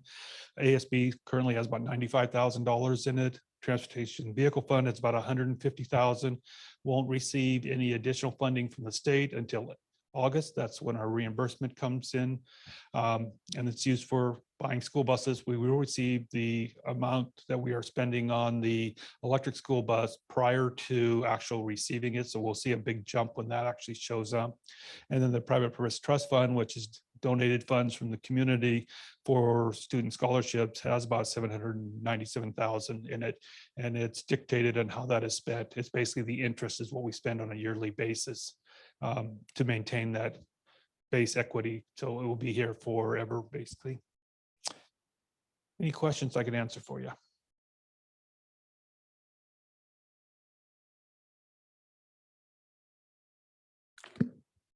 Thank you, Mr. Pullman, for our financial and enrollment report. Now we'll be moving on to our student board report. Okay, we have a little bit of a fun report. Spring sports are full swing. The seasons districts are coming up in the next few weeks, which is really fun. Tennis had a meet today or a match today, which was really fun. Also coming up is prom. And I know a lot of students are looking forward to that. It's held at Useless Bay Country Club. So that's going to be fun. It's bubbles and bow ties. So lots of little bubbles and things. ASB elections are also this week. So our ASB is going to have new elections, new people, new positions next year. So that's always a really fun time. We got to make our videos and do our speeches and all that, which is really fun. Also student rep elections. I know a lot of students, we've been trying to get students and there have been students here today. So hopefully that allows people to want to join this position, to be vocal and represent the student body. And it is a great position. So I know there are a few students that are really interested in it, and I'm really excited to see what those students can do. Today we had a student advisory council meeting. So this is an opportunity for ASB members to meet with students selected from each individual advisory as more of a bigger group. And in that, there were two main concerns that were brought up, one of which is the water quality at the school, specifically in the filtered water fountains. The water tends to come out discolored and doesn't taste right. So that is a major concern students have. The second is having an open campus and or allowing students to go to their car to eat their lunch, not necessarily leaving, but just being able to be in the parking lot. That is another thing we had pre-COVID, the car, not the open campus, but it's something the students would love the board to look into. And then Lionel Hampton was this past week, and that's middle school and high school. And there's a lot of solos that were had outstanding performances. So that's really cool. And that leads us into middle school. Sure. Yeah. And then a few things to add on to high school. It's just a busy time of year overall, like whether it be state testing, APs, clubs. I know Social Justice Club is hosting a beach cleanup on Sunday. ASB just like completely swamped with planning for prom and like the elections. It just, I would say overall, a pretty busy time, but it's exciting. And seniors are gearing up as well for graduation and finishing their high school and beyond plans.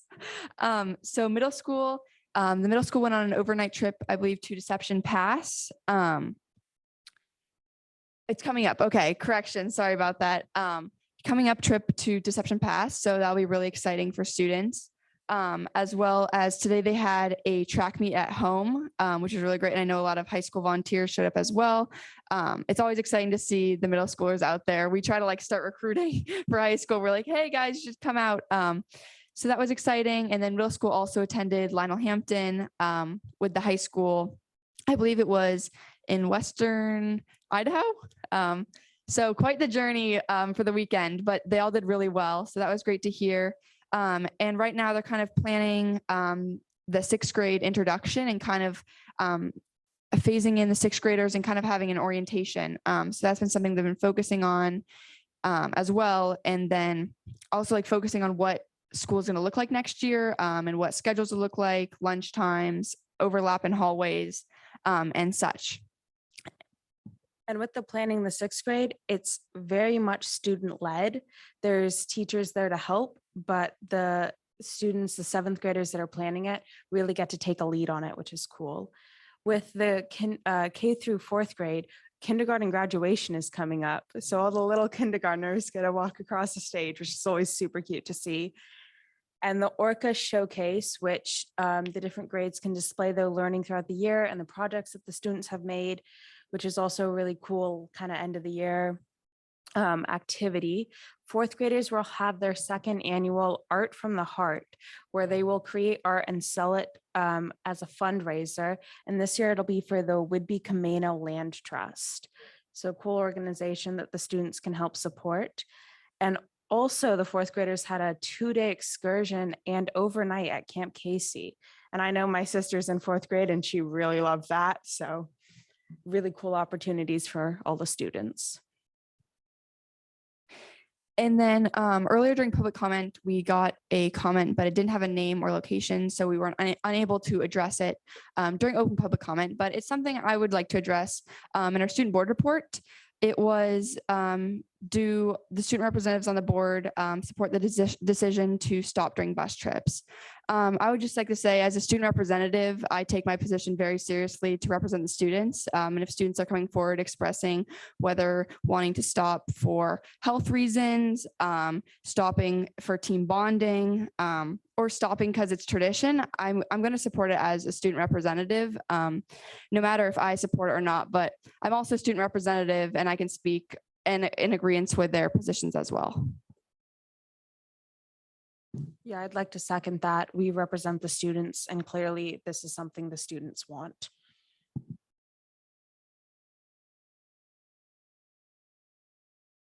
think that is the end of our student board report.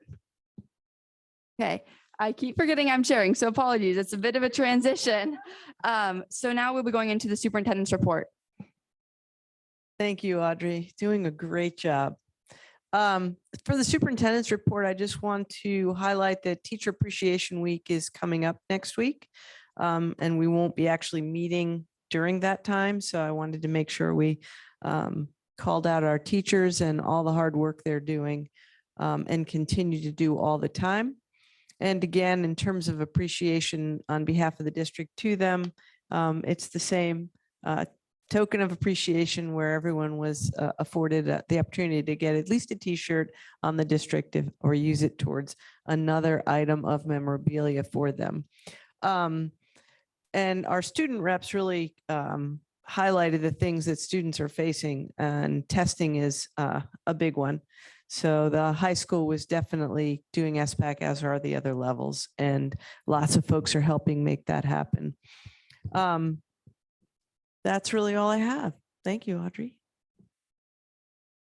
And then Teacher Appreciation Week. Okay, we mentioned that. So we'll be moving on to our final item on the agenda, which is board comments and any report a board member may have.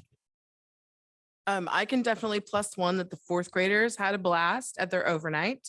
For some of them, it was their first time to sleep in a giant room in creaky beds with, you know, multiple teachers walking back and forth in the dark, making sure they were okay. So I got a full report at South Whidbey Drama Club last Friday. So they had a blast and they're looking forward to do it in other years. I also just want to remind everyone who's still here, everyone who's at home, and if you are still here, pass it along, that you can always, as a constituent, email your board representative and share your thoughts and feelings about whatever the issues are at hand. And I, can speak for myself, and I think I can speak for my fellow board members, that we do pass that information on to our administrators or and also to Brooke, our chair, and we make sure that information gets disseminated. So don't be afraid to email and make your voices heard. And one note on that is, if it is a complaint, we will often anonymize it before passing it along. Thank you, Brooke. I'm sorry that some of the folks who were here to comment earlier aren't here to see the end of the meeting, but I do want to acknowledge the level of participation that we had in this evening's meeting. I really appreciate having an engaged community that comes out to speak up on the issues that matter. And especially seeing that degree of student participation in a board meeting, I am grateful for it. And I hope that that kind of participation continues, because we can't do our jobs better without input from those most affected. I just wanted to share that I got to attend the preschool visit to kindergarten on, I think it was yesterday. And it was a wonderful event. There were lots of very excited preschoolers that went into 3 of our kindergarten classrooms and got to, in the classroom I was in, we read a story, and we got to hear some of the kids' favorite things about kindergarten. We got to go out and join them for recess and play on the toys. And then the highlight of my son's experience was the bus ride. He has been begging me to let him ride the bus. I have told him mom is not that brave. So he proved to me that he can be brave enough to ride the bus, and he was very determined to do that. He then went back to his preschool and would not stop talking about kindergarten all day and how he wants to go when he is 5. So thank you to Principal Richards for organizing that. Thank you to the teachers for opening up their classrooms and for welcoming some very anxious parents and some very excited children into the building.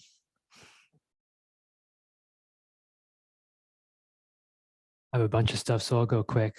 I want to +1 appreciation to our teachers. Whenever I'm doing building visits, I'm always amazed by the high quality of the teaching staff that we have here. It's just absolutely incredible. So thank you to them this week and every week. I want to thank Audrey for chairing the meeting. Amazing job.